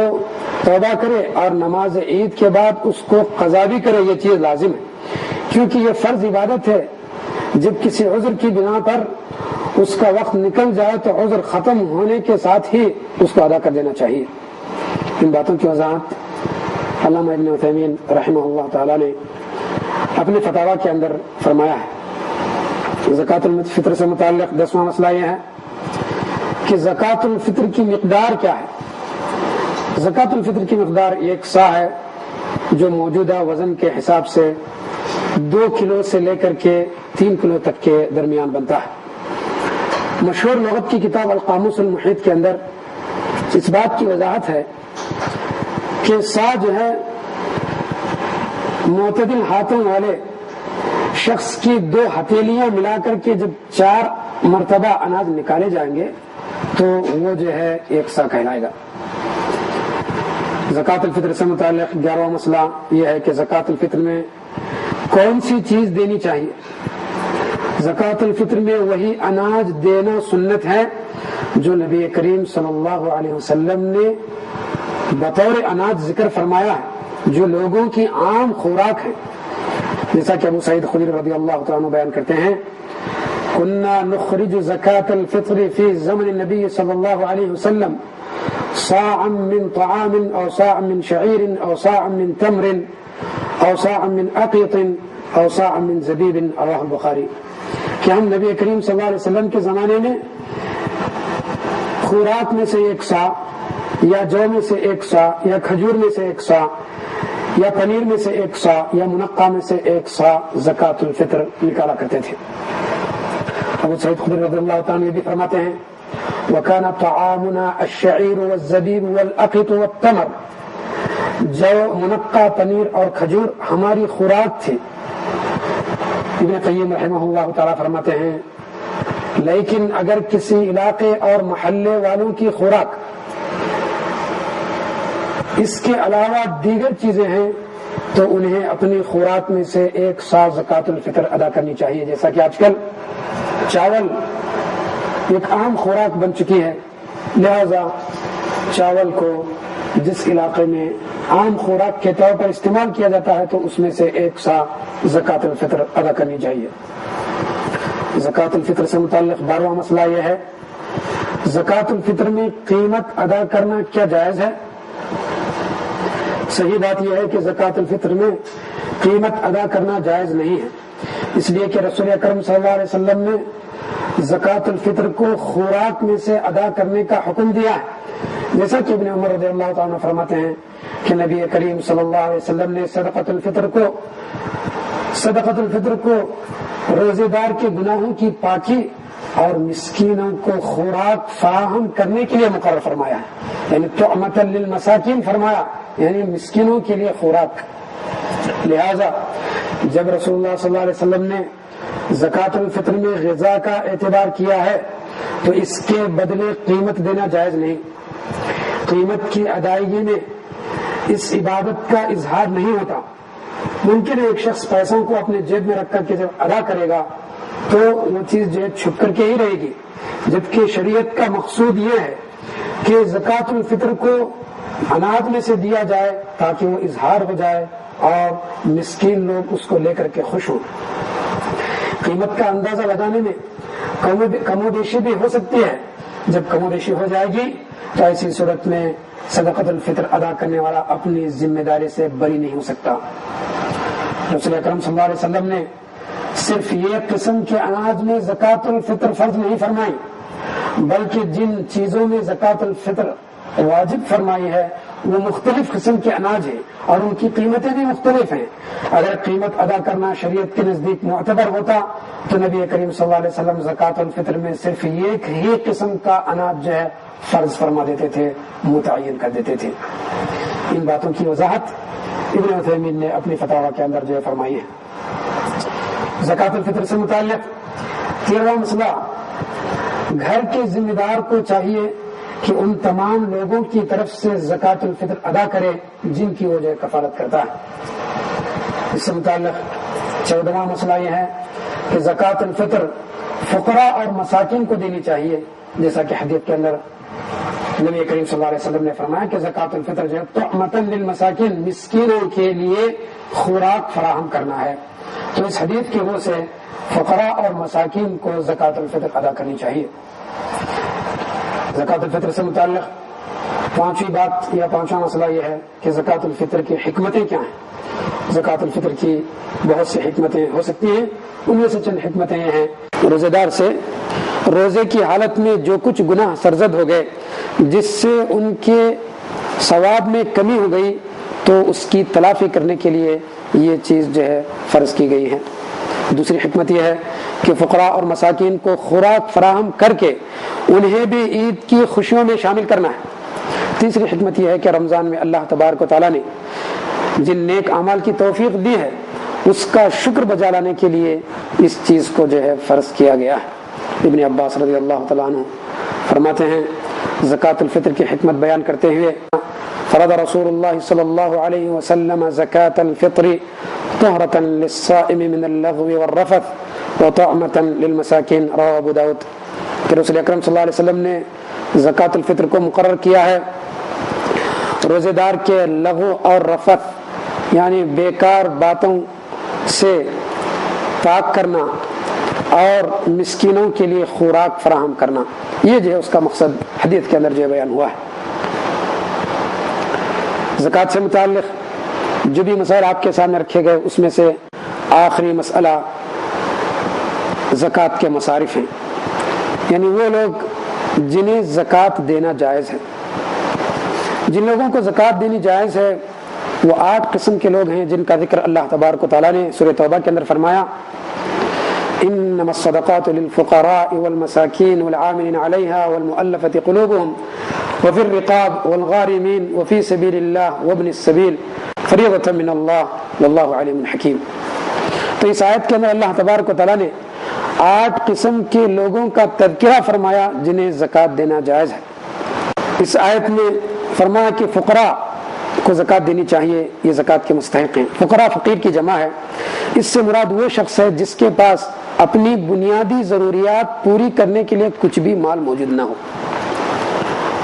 دوسرے مساکین مسکین کی جمع ہے۔ مسکین بھی فقیر ہی کی طرح ہے، البتہ اس کے پاس کچھ نہ کچھ مال ہوتا ہے لیکن اس سے اس کی ضرورت پوری نہیں ہوتی، لہذا اس کو بھی جو ہے زکوٰۃ دے سکتے ہیں۔ اس سلسلے میں ایک بات جو عموماً لوگوں کی طرف سے پوچھی جاتی ہے کہ کیا رشتہ داروں کو زکوٰۃ دینا جائز ہے؟ رشتہ داروں میں جو غریب اور فقیر اور مسکین ہیں، زکوٰۃ کے مستحق ہیں، تو انہیں زکوٰۃ دینا جائز ہے، بلکہ افضل ہے، جیسا کہ سلمہ بن عامر رضی اللہ تعالیٰ عنہ سے مروی ہے، نبی کریم صلی اللہ علیہ وسلم نے فرمایا الصدقۃ علی المسکین صدقہ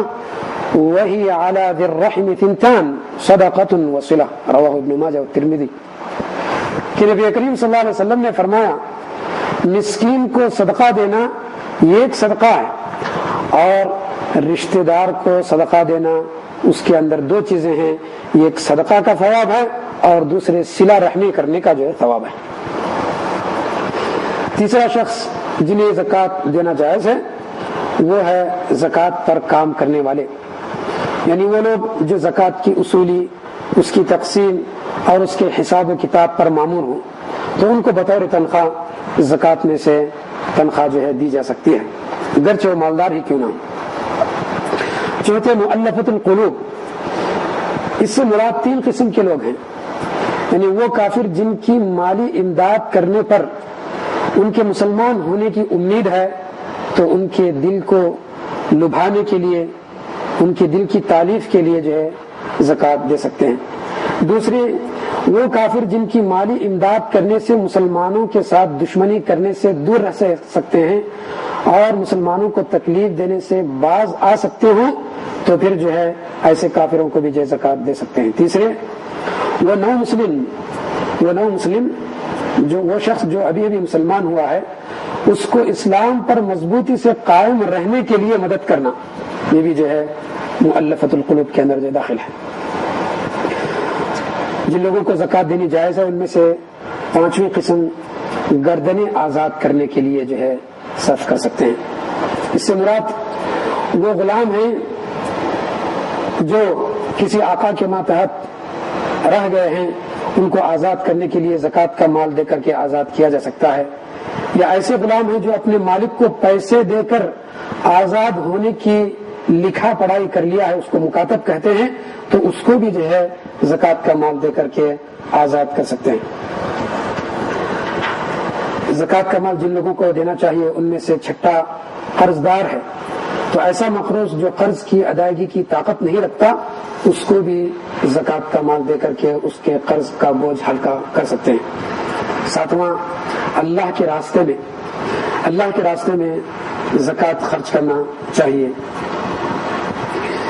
فی سبیل اللہ یعنی اللہ کے راستے میں، اس سے مراد جو ہے صحیح احادیث جہاد مراد ہے۔ جو لوگ اللہ تبارک و تعالیٰ کے راستے میں اللہ کے کلمے کو بلند کرنے کے لیے جٹ چکے ہیں ان کے لیے جو ہے یہ زکوٰۃ دینی جائز ہے۔ اسی طریقہ سے ابن کثیر رحمہ اللہ تعالیٰ نے حج کو بھی فی سبیل اللہ کے اندر جو ہے شمار کیا ہے۔ اس سلسلے میں ایک حدیث ہے جس کو امام مسند نے روایت کی ہے، رسول اکرم صلی اللہ علیہ وسلم نے فرمایا فإن الحج فی سبیل اللہ، کہ حج بھی جو ہے سبیل اللہ کے اندر جو ہے داخل ہے۔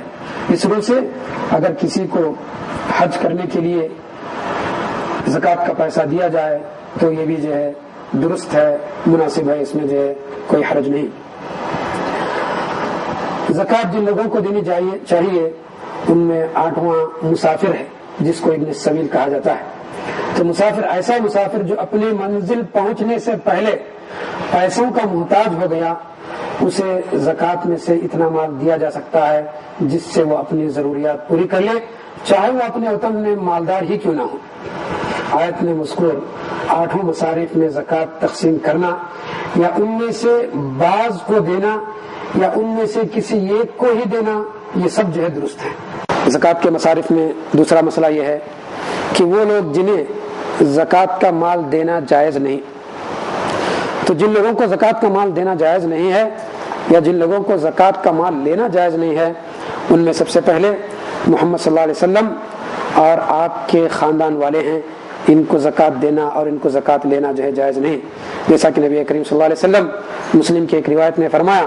وَإِنَّهَا لَا تَحِلُّ لِمُحَمَّدٍ وَلِآلِ محمد صلی اللہ علیہ وسلم، کہ یہ زکوٰۃ جو ہے محمد صلی اللہ علیہ وسلم کے لیے اور محمد صلی اللہ علیہ وسلم کے خاندان کے لیے حلال نہیں ہے۔ دوسرے غیر مسلم کو زکوٰۃ دینا جائز نہیں ہے۔ رسول اکرم صلی اللہ علیہ وسلم نے معاذ رضی اللہ تعالیٰ عنہ کو جب یمن بھیجا تو اس وقت ان سے فرمایا فَأَعْلِمْهُمْ أَنَّ اللَّهَ افْتَرَضَ عَلَيْهِمْ صَدَقَةً فِي أَمْوَالِهِمْ تُؤْخَذُ مِنْ أَغْنِيَائِهِمْ وَتُرَدُّ عَلَى فُقَرَائِهِمْ، کہ تم ان مسلمانوں کو، یمن کے مسلمانوں کو بتا دو کہ اللہ تبارک و تعالیٰ نے ان کے مالوں میں صدقہ فرض کیا ہے جو ان کے مالداروں سے لیا جائے گا اور ان کے فقیروں پر تقسیم کیا جائے گا۔ تو یہاں وَتُرَدُّ عَلَى فُقَرَائِهِمْ سے مراد ان کے فقیروں سے مراد یعنی مالدار جو مسلمان ہیں ان مسلمانوں کے فقیر مقصود جو ہے مسلمان ہیں، تو لہٰذا مسلمان فقراء کو زکوٰۃ دینا جائز ہے، غیر مسلم کو جو ہے زکوٰۃ دینا جائز نہیں ہے۔ تیسرے وہ شخص جو کہ مالدار ہے، تندرست آدمی ہے، وہ کما سکتا ہے، تو ایسے شخص کو زکوٰۃ دینا درست نہیں ہے، جیسا کہ عبداللہ بن عمر نبی کریم صلی اللہ علیہ وسلم سے روایت کرتے ہیں کہ لا تحل الصدقۃ لغنی ولا لذی مرۃ سوی، رواہ الترمذی۔ نبی کریم صلی اللہ علیہ وسلم نے فرمایا زکوٰۃ مالدار اور تندرست آدمی کے لیے حلال نہیں ہے، چاہتے وہ شخص جن کو جو ہے زکوٰۃ دینا یا لینا جائز نہیں ہے وہ رشتہ دار ہیں جن کی کفالت آدمی پر جو ہے واجب ہے، ان کو زکوٰۃ کا مال دینا جائز نہیں ہے۔ مثال کے طور پر ماں باپ ہیں، دادا پردادا ہیں، بیٹے پوتے پڑپوتے ہیں اور بیوی ہیں، تو ان سب کو جو ہے زکوٰۃ دینا حرام ہے۔ یہ چند باتیں زکوٰۃ سے متعلق تھیں۔ اللہ تبارک و تعالیٰ سے دعا ہے کہ اپنے دین کو جو اس نے ہمیں نبی کریم صلی اللہ علیہ وسلم کے ذریعے سے پہنچایا ہے صحیح معنوں میں اس کو سمجھنے اور اس کے مطابق عمل کرنے کی توفیق اور سعادت نصیب فرمائے۔ واللہ تعالی اعلم وآخر دعوانا ان الحمد للہ رب العالمین۔